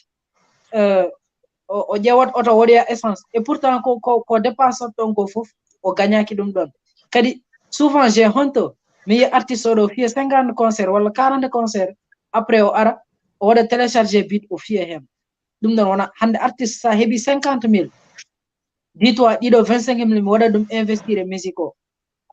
a fami 25.000 keddi dum do ko équipement be mbada holno poriyade 25.000 di batta investir e musique o aw modon Nouakchott gondoda gumoda Nouakchott jaha Dakar sa yehi Dakar yo jarane taw ko 5.000 o pasta e 25.000 di a fami heddoto ko 20.000 e nder 20.000 di don yo jarane taw ko 10.000 dum batta luwas keddorda peut-être 10.000 bon sa hedderama 10.000 biya e nder 10.000 di hen 5.000 ko mi sodat matériel nangam hen 5.000 mi sodat dum do mi wona yede walla goddum après ngona don bada adopté ngona don janga yimbe be ngona don ganda holko podda wadde parce que jangi milieu a jeewi hoore ma a ronkata wadde don hunde parce que la musique ne se fait pas par une tête vide donc dum don kam jarani mais artiste uji men di problème ane que soit be jidi contrôle du public o taw kam be mbawa wadde contrôler koye mabbe donc dum don ko premier point a haali les caractéristiques et dum non min ko dum non tan jinnomi beydur hen en fait donc hande odo so artiste o hebbini concert aji foot rek so dañi yaade Dakar omo wada des chinap wala goddum tan o sikkar ko life ko don haadi bon déjà a gérani ko heewi équipement wadani suude bro ay dum don mi boyi répétude parce que adon pourquoi parce que déjà edon jogi artiste uji hande rap Poular hande par exemple walla rap walla musique par exemple ça wadi affaire goto nice donc a tintato yimbe découverte ma donc hande rap artiste uji nan ko won artiste uji nan do en manki wadde carrière après manki wadde carrière après be keba buzz betabe par exemple ta bozo ko betma a wawta gère vraiment ka soit parti en fait donc ender hen c'est bien pour wadde musique pour wadde musique c'est bien net ada wada yawa yimbe en cadre ma donc an lomba wana idema ça existe mais ça won ideji won tagal ganduda war ma dido ideji edo so hunde haalama ko calorde wiite quoi par exemple hande DJ Ben min gandudi min gandiri depuis Chicago wala hunde par exemple je suis un artiste a fami e nder hen min joni wi kam wala jinam concert gratuit mi wa salade déjà min wa salade mais somo jogi staff yet min ala problème mais halde staffam donc chalorde wiite en fait ma staff o wi ma minen min bay wadde ni bay wadde donc anda an vraiment wana so sami mais staff o na ko deno likoto déjà yi déjà mbarani ma affaire ma Djiby modon mais non pas on ma grandi ok c'est bon oui ok déjà odo wondo ko directeur artistique yeah c'est très important ganduda warma rôle directeur artistique artiste wana sere artiste bay kapo won après directeur artistique directeur artistique holko nafat oɗo ko chargeur de communication attaché de presse.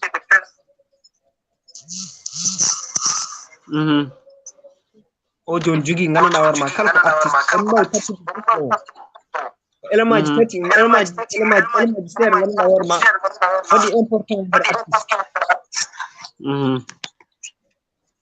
Oɗo déjà ko manager ko ɗum ɗon tan fewan déjà. Déjà ko manager o tan yimɓe ɓuri wawde utilise ɗo hen. Ya promoteur culturel. Woni son ma so yalti par exemple yimɓe jogotoɓe pour wadde ɗum promotion pour ƴewde waɗoɓe TikTok par exemple. ƴeewa star uji hen pour mbaɗanmade challenge ɓen so mbaɗi challenge ma woɗɓe gunduɗ affaire ɓen mbaɗi challenge ma woɗɓe keɓero par ce que ɓeɗon mbaɗi challenge mbawa ƴewede son continue son. C'est important. Ok, ouais. Donc uji ganduɗa hoore ma mo artiste uji poti ƴewde. Hande musique pour ñamde halis muɗum en fait wona tan yimde yaade concert foot. Wona yomi liggoɗo projet wona ɗum woni musical o. Musical hande eɗen jogui streaming uji wonko nafat déjà an won gadda en.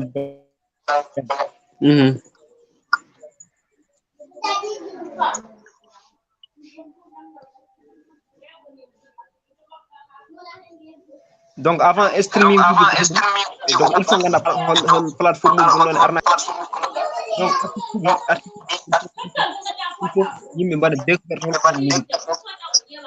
Yeah, right. Bon, en fait, mboɗo jogui e nder couple mboɗo wiya fuɗɗade zig sohlani jangde hewde ni beaucoup de somme mais wadde projet million wona halis brevé yonani diplôme. Right. Anda sa fami ko jiɗi bi pour fuɗɗade zig sohlani jangde hewde ni beaucoup de somme mais wadde projet million wona halis brevé wonani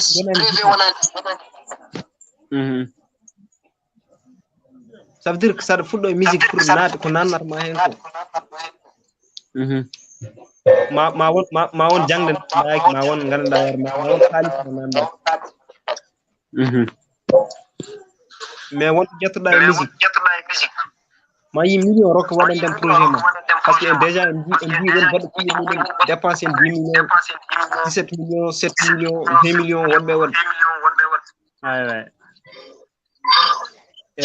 jarani noon e miijotoɗo pour concert de inscrit gratuit après mi yaha tan gomam 3 millions.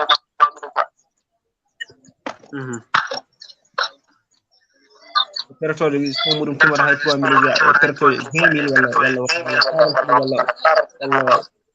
fuɗɗumen so muɗum mbol. Mamzo. Donc on affaire tan yimɓe kodra. Ok, Mamzo. Oɗon nana? Bon, débat ma ko kalta ɗo kon waɗi fayida pour mi waɗi hen interpellé seeɗa côté staff mbimi pour mi waɗa interpellé seeɗa ko kalta ko côté staff. Bon artiste o omo wawi wadde choisir staff enen ɗo hay le fait no nanɗo waɗirta choisir staff ni ene jalni. Mamzo sehilam, Djiby ko sehilam, Nguette ko sehilam, donc mi kolaɓe ɗon.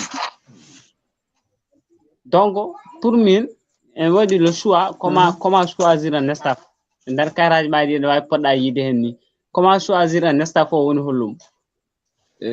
Sa are neɗɗo il faut mbittamo ha tawa e makko qualité musical walla tawa e makko gandal on moment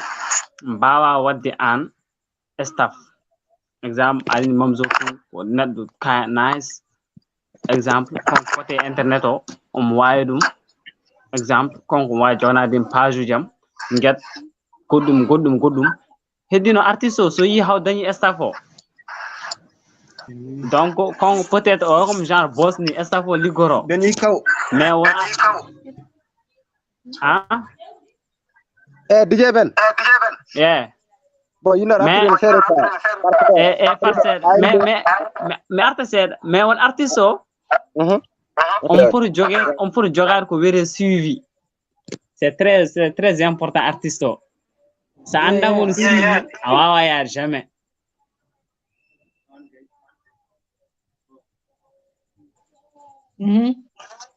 donc flash est une erreur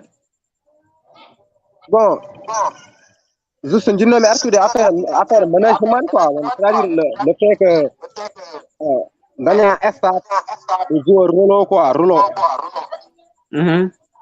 parce que c'est une artiste man la majeure partie de la staff il faut cadrer bien quoi la staff pourquoi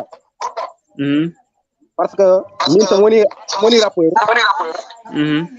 au lieu mi yaha mi joya andude hip hop walla ni jangubi ko parce que hip hop on jangubi namo won andude on jogi ben ganda horma de connaissance bon c'est oui de ngade mar banda matière ma ko da mais bada Deje tar ko bada no min be nami mon frère ko ni gam wala ci ko ngado mo wana na wara ma bo omo jogi visibilité wala vraiment mo jogi wanda ko on de ken be tar ko ren don ko problème donc pour musique yaha ande ren ba yidi popular machallah nana wada évoluer pour que ñu dal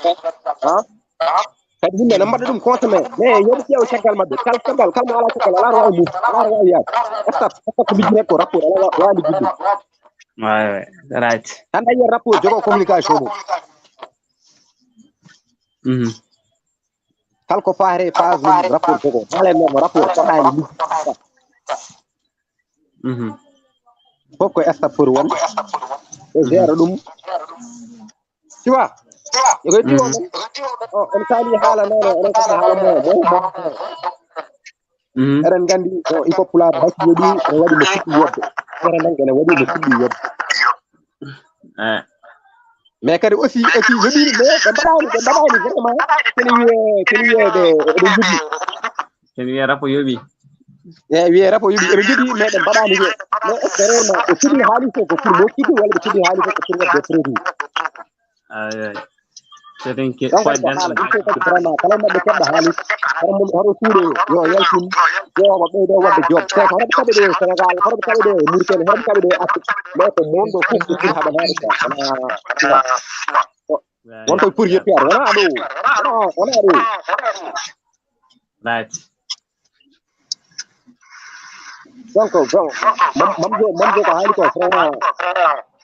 enen kam fo eden gandi are ko brother le gala from no mbiyamari no la jabada alors mamzo wala Djiby vraiment ko eden gandi ko fata ko bu ko hala ko problème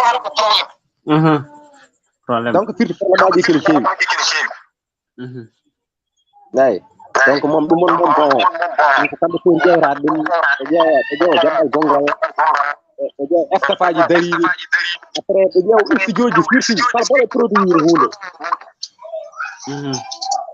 wat qualité quoi wat qualité yep très important donc ko rendi yeah donc ado ay arde avant keren coupe live o tay on kalta woni ko Djiby hali ko non jodi o hali yadi hen quoi grand ko hali ko c'est très important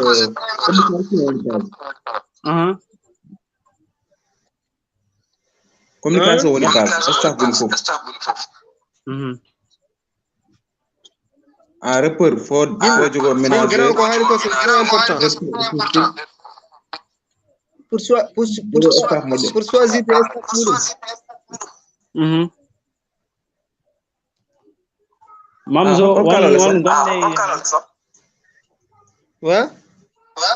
won gonne do e haalde lesmaran ananango haalargo get nan haala Nguette bismillah mimi ko mamzo wonde grand jibi haalgo mi wawi hen ko parce que communication woni fof communication woni rab communication ma ren lawol rab ina yarata rab ko lijjanti wona tawa parce que woni no jogui ko hay goto andaali ko ɓuri wa rab ala kono wona yimɓe ngala tan andal affaire ko lijjanti vrai artiste ma jogo manager jogo staff moƴƴo jogo directeur artistique en artiste ay men ko yettini projet pour affaire wore médiatiser ko problème artiste yettini clip ko ko problème kadi côté digitalisation heddi nani nan non jodina haala hen affaire stream de ngala hen ene repouille men di ngado focaliser ko concert ay ko concert ay mo yoni so tini maladi ali covid ari wala goddi mari be mar semaine sunne de ngi ci stream de kebni moni affaire ma fait quoi digitalisation heddi communication on heddi kadi sugo hoyde men ko de consumer bo no ma dire de influenceur di ko ben fono wadi fonkiri yimbo ko ñew stream di de stream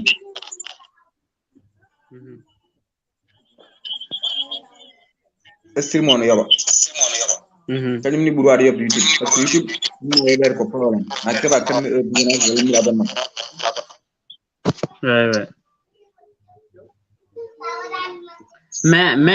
mais stream nak sa mo jawi tum noy ɓe solowo to min tuude heddo stream on yoba mais est ce que wajiɓe est ce que aɓe gandi laaɓi moɓe pour rewde ha gandanɗa hoore ma haɓe mbawa yettade ɗon par ce que aɗa yiya neɗɗo des fois yiiɗa uddude exemple chaîne YouTube mi rokkuma exemple taw artiste uji men donc uddude chaîne donc andu holɓe ndewata uddude chaîne donc imagine ta joni dokken exemple mo ala staff o on joni yiɗi uddude stream exemple joni affaire goto ha waɗa streamé ha waɗa foof taw gandanɗa hoore ma yiyani bawɗo ɗum ben affaire o jannani tan ko wiide jarano ɗum andi oɗo saaji kala majjiɗo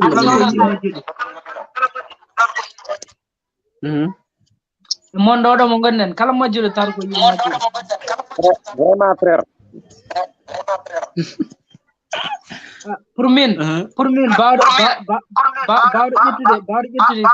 tamum tempo mum ne winda son ne inspire donc ronkata andude holno foti wadde ha heɓa ko yiɗi wadde ko hande ɗo joni an ben 12 ans an ben taari ɗo a fiiɗo son goto mo rewɓe son moɗa TikTok artiste goɗɗo kanko mo waɗa inspiré o waɗa son goɗɗo haw ɓurma an hebde dañde haw ɓurtoma an ko keɓɗa ko donc pour min c'est à dire koɓe ngala objectivité won hen maintenant sen ngari noon yiɗɓe ɗum ɓe e jogiiɓe objectif ɓe donc il fallait rek koɓe mbittu quoi il fallait koɓe mbittu ko ɗum tan wooti parce que hip hop wona jogade diplôme bac wona jogade diplôme université pour min wona ɗum ɗon donc momzo kadi wonko haali en début e couplé makko seeɗa donc hip hop pour min namdaki yaade école walla waasi yaade école déjà enen France o bonni men so wimon arta ko histoire ɓoyɗo ɗum woni ko mbiyami à chaque instant hande oɗo joni mo janggani école tan o waɗi ko minimisé wiyata ko ala gandal noon yimɓe mbiyatamo et pourtant Amadou Hampâté Bâ ko noon wino on vieillard qui mort en Afrique et son bibliothèque qui brûle donc sen garti e ɗum ɗon fof ƴeewen nden ben aɗa wawi wonde jeune moins de 18 ans a faami mais jogoɗa gandal ngal tanirama fof taw ɓe tawruɗa quoi par exemple min son fiɗama yaare joni so tawi mi ari Madina il fallait ko walla somi ari Guiro il fallait ko mi witto galle goto mi yaha ha 50 galle pour mi fuɗɗo safare quoi wala ni mi wasa dañde don mi ya wuro wongo c'est-à-dire en badi minimiser kalmo jangani école tan donc dum tay enen gacciden ko men ko bakkuden yaade école donc kalmo jangani école tan fitti ko odo o wona haydara en fait donc dum non kadi c'est à revoir donc dum tagi artiste uji to tawi feliti wadde woni c'est objectif il faut jogoda gananda horma ɓeɗo aɗa wawi yewtude e mbawi hokkude mo conseil aji aduna par ce que musique ko aduna il faut mbawa wadde contrôler hoore ma nde mbawa wadde contrôler psychologue et la musique ne se fait pas par une tête vide il fallait koɓe bittu quoi il fallait koɓe bittu donc pour min ko ɗum tan ko ɗum woni ko ɓeydanmi hen yep donc en wayno en dañi 2 heures temps kadi won waɗoɓe men ɗo suivre ha joni gila puɗɗiɗen ha joni donc kamɓen aussi ko hen ɓe jeeya mbaɗi big up donc yimɓe kadi aussi gandanɗa ma uppude des commentaires nan ɗon less donc en wayno mamzo majjini donc kheusha ane lambal rondo amin ɗo frère min donc kheusha walla lambal hol konngol mum batningol comme ça yimɓe gudda affaire o à prochainement inchallah donc ko ardi ko weltare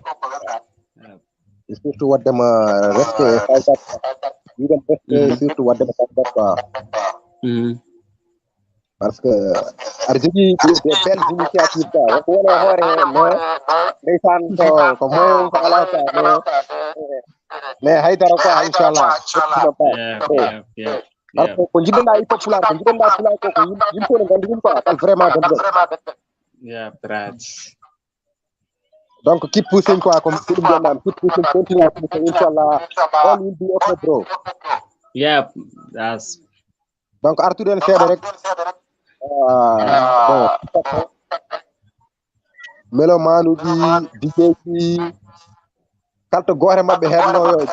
yo ɓeyde jaggude chroniqueur kala heɗeɓe ɗumta haydara pular ko fuɗɗi ko e ɓeera kalasede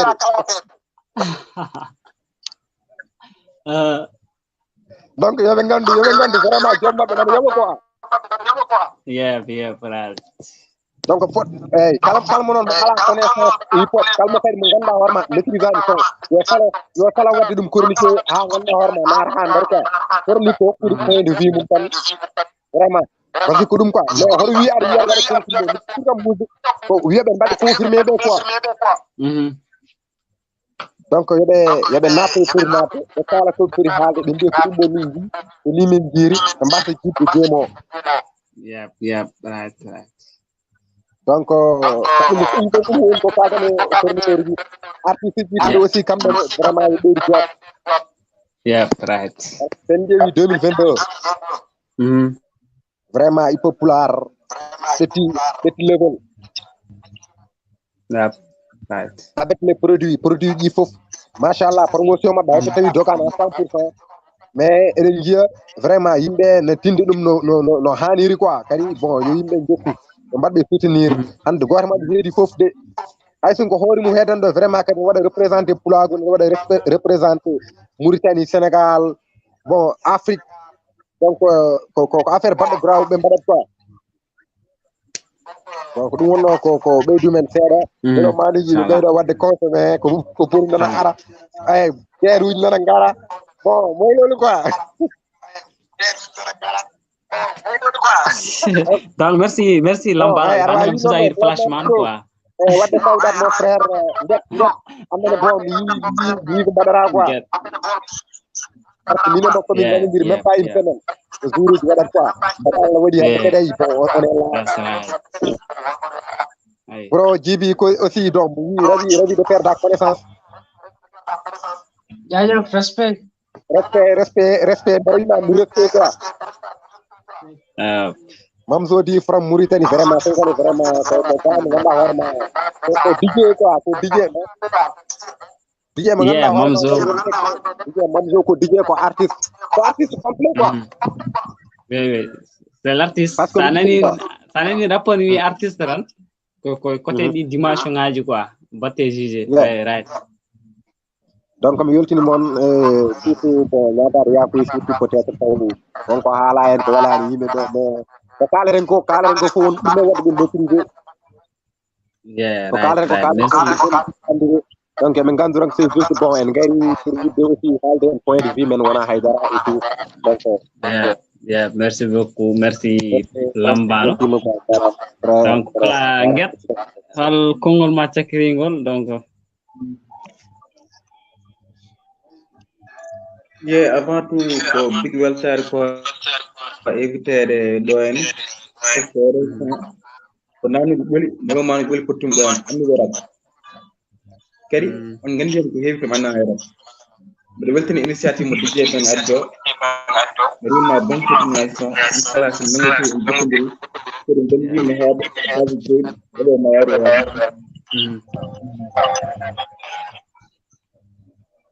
yep kheusha wala biga banjo grand placement de caldo débat de important man anda sura nano kale mo parce que réseau on caldo say amin nanma mimi ko welta rek éviter no débat banni parce que débat de important kali sibe par de rek grâce gabri moi kadi mi andien ko heewi mi en quelques nations grand Djiby mamzo de kali gede bade important quoi c'est intéressant mais bade important kadi mo fa ko en pour wadi ni ma échanger idée ni jaw no robo yari qualité defo yi robo ko robo inshallah bari yon bon continuation rek inshallah ko ni rek robo ma yaro yam inshallah. Merci Nguette. Donc mamzo aussi ko mon ara quoi mon réseau mako moylol anne ka aussi yawdam big up donc Djiby révélation donc bon shout out a onon fofu vraiment hay soko seden kali ne tawno ko wonen neggal ko hejata e barmal donc en jubbat hay soko seda rek comme ça parce enen en ngala ko buri pular ko dum jogiɗen kadi ko hen tan mbawaten wadde contenté parce que no Senghor wiyat ni rek awa ɓamtade leñol janangol hande ben awa wadde chronique par exemple wadde chronique e musique jolfuɓe ha daña hen ko jiɗɗa ko donc gartata ko hip hop pular donc ko ɗum dañƴan et puis merci vraiment initiative o kadi sen kaali haala musique ko partage tan parce que musique ko œuvre d'art à la prix pour min prix mum ko partage tan a yiyat neɗɗo heɗo waɗa hen 1 million o waɗa hen 5 000 francs oga heɗo tan waya pour min mum keɗiɗo woyo est ce que wona on ɓuuri wadde on ɓuuri consde quoi parce que pour min ko ɗon le monde est un spectacle à regarder mais non pas un spectacle à corriger genre ɗiɗon ko mbiɗen ko rek mi heddi eɗen manki ƴettude formalité mum walla en gummote oga point payene oga point affaire o ene nanni mais pour gandanɗa hoorema mbaɗen ɗum ciggen ɗum e hettiyankoɓe ko ɗum ɓuranno en tout cas ko jewruɗen ko foof je crois que haala musique mum c'est quelque chose de vague haala ga jejjita ga haala ga par ce que la musique à la définition go fo so ari tan wiyatma la musique faut définir donc faut se définir donc pour min musique à la définition parce que kal garo addar ko art mum la jeunesse déjà c'est de l'art kadi kal garɗo waɗat ko addu donc pour min ko ɗum ɗon ɗum tawi waɗat ko débat un peu contradictoire quoi mais ko wona ɗum kam encore mi wima DJ Ben merci oɗo initiative par ce que enen ko pular jeyɗen kadi ko hip hop pular mbawaten wadde con maintenant ko woni ko jejjinno wiide tan ko jejjinno wiide woni actuellement hip hop o nan yaha classe uji nan jaha maintenant classe uji ɗi mbatta reflété haydara par ce que côté streaming o ala donc pour min jinnum ko banno DJ Ben ni walla banno mamzo bit ni o wiya aha trophée ne woodi maintenant ngare stade olympique Mauritanie piiɗo fof gagnant trophée o te sa fiyama firtani a wawa haydara mais c'est juste wona anema après comme ça affaire o waɗa close ka sinon ɗum ɗo so ɓoyini rek yahat ko bifte liberté d'expression non ton wana hay par exemple hannta awa arde keɗoɗa rap mambour gara keɗoɗa rap capiting keɗoɗa rap authentique keɗoɗa rap mama hakkor bon sa ƴeewi oɗon gandi diversité mo jinmi haaldeno heddi mi yiɗa wadde préjugé quoi donc c'était juste ɗum ɗon banno Djiby benni comme ko hande ko katti ko soi-disant chroniqueur uji nanɗon e mbaɗa bavardage pourquoi pas banno mamzo bit banno kheusha Nguette banno oye fresh no baɗono ma aussi non min komin miñiraɓe pourquoi onon tegon trophée mbiya aha trophée nani haade streaming ala trophée nani kal piiɗo kañum jeeyi trophée o kadi Mauritanie ala reconnaisse comme production walla producteur uji sponsor ɗiɗon artiste uji haysa joguimo haysa gagnimo 20 disque d'or wi rek il faut mi classe boy Mauritanie pour yimɓe ganda hip hop noon Mauritanie par ce que authentique kanko so ummimo Sénégal o yi Mauritanie bon omo wawi ñamde ko foti ñamde ko mais mi sikkani so ɗum ma ɗum Mambour so ummimo Mauritanie fayi Côte d'Ivoire aussi ko noon advice aussi ko noon donc pour min ko ɗum noon et puis ko wona ɗum ko vraiment débat o juuti nde tawno sa haali haala musique tan hayso min maîtrise an komin kalat ko min mbaɗat hen bavardage merci beaucoup Mamzo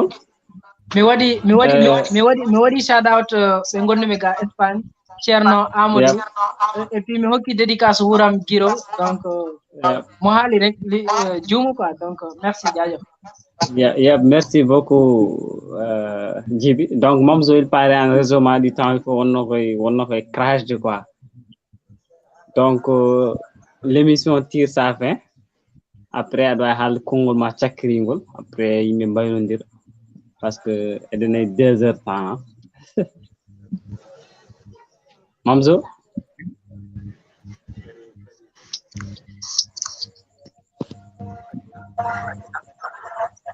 aɗa heewi kam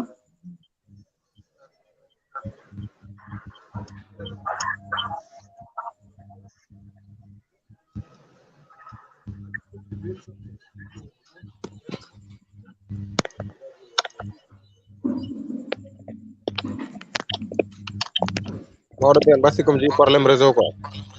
jii problème réseau de pareil parce que non taw kalta Mamzo o yalti kadi hein ben c'est pas grave ko bon fadi min natinamo ƴeew o wayno yimɓe jangi vraiment mi yiɗi tawde mais réseau on serami quoi non konngol ma cakkiringol rek ala problème no comme ponno ko liddo ko réseau mi réseau on serami quoi ah yeah non après aɗa wawi fawde konngol ma cakkiringol rek yimɓe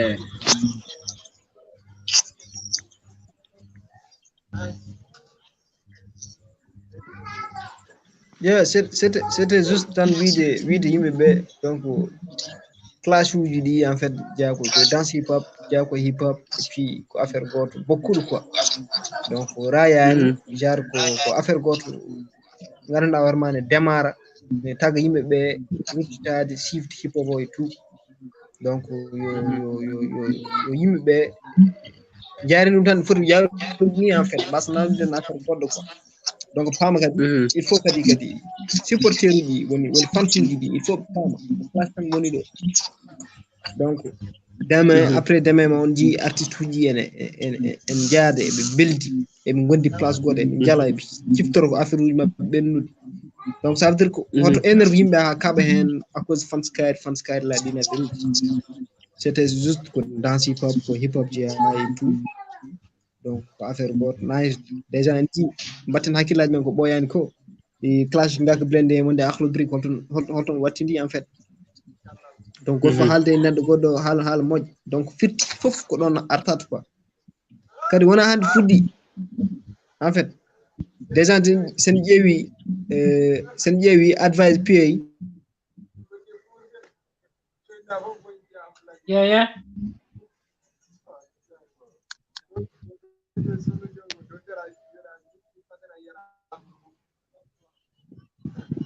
bro problème réseau RT je pense Mamzo voix ma woni famɗi o cikki wona réseau peut-être que réseau quoi ben dogi o manara. En tout cas déjà ça ay en jewri a heewi kono wonno kadi won point en memani kadi baradi bon neddo way non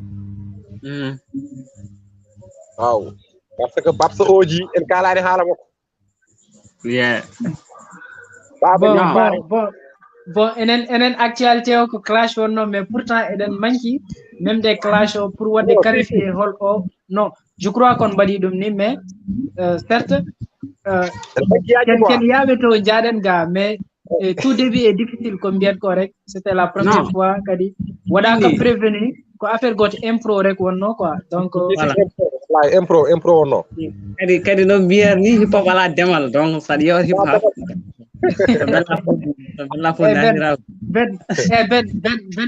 ben ko chroniqueur mo jabani clash quoi non bon en fait affaire timmi kadi mi weltimo non fof caggal nodde don noata don kadi en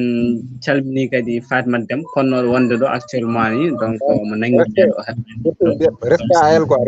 respect big up kadi eɗen gandi Fatima Deme kadi affaire o haɗani ɗo inchallah à tout moment so Allah jaaɓi Allah rokki men temps donc cellal e kisal saaha fof kadi min mbaɗ wadde ni yimɓe gadda kadi des gens ɓe gandanɗa hoorema donc ɓe guemo heɓtini kadi enen aussi ɓe keftinɗen donc yimɓe gadda ɗo jawra kala échange donc peut-être c'est la première fois eɗen mbaɗa ɗum kadi ay réseau o molol manque mais peut-être deuxième affaire o donc ɓuura ɗo mamzo mon yiɗa naddam nahatama yalta ko mais non murten ka bi pour wadde classe état quoi keɓa réseau mo non hornaton murten classe tagi murten wuri koye classe jaajëf bana biga ba jaajëf Fuck rap rim. Vino double album, on hande fofa mumti. Forward après des rappeurs, c'est bien ça ma routine sur les battles, je reçois des mecs qui en font. Kiti lekiti, puisque le rôle comme yo leko. Nyata mi sipire mbarodi mi waɗɗi may gelode min woni sukar maɓe kiɗi soi-disant chroniqueur uji fof paye ɓe wona MC ji ñoolaɗi ɗi yanoɓe DJ ji ɗi chroniqueur uji ɗi Fuck rap rim. Vino double album, on hande fofa mumti. Forward après des rappeurs, c'est bien ça ma routine sur les battles, je reçois des mecs qui en font. Kiti lekiti, puisque le rôle comme yo leko. Nyata mi sipire mbarodi mi waɗɗi may gelode min woni sukar maɓe kiɗi soi-disant chroniqueur uji fof paye ɓe wona MC ji ñoolaɗi ɗi yanoɓe DJ ji ɗi chroniqueur uji ɗi Fuck rap rim. Vino double album, on hande fofa mumti. Forward après des rappeurs, c'est bien ça ma routine sur les battles, je reçois des mecs qui en font. Kiti lekiti, puisque le rôle comme yo leko. Nyata mi sipire mbarodi mi waɗɗi may gelode min woni sukar maɓe kiɗi soi-disant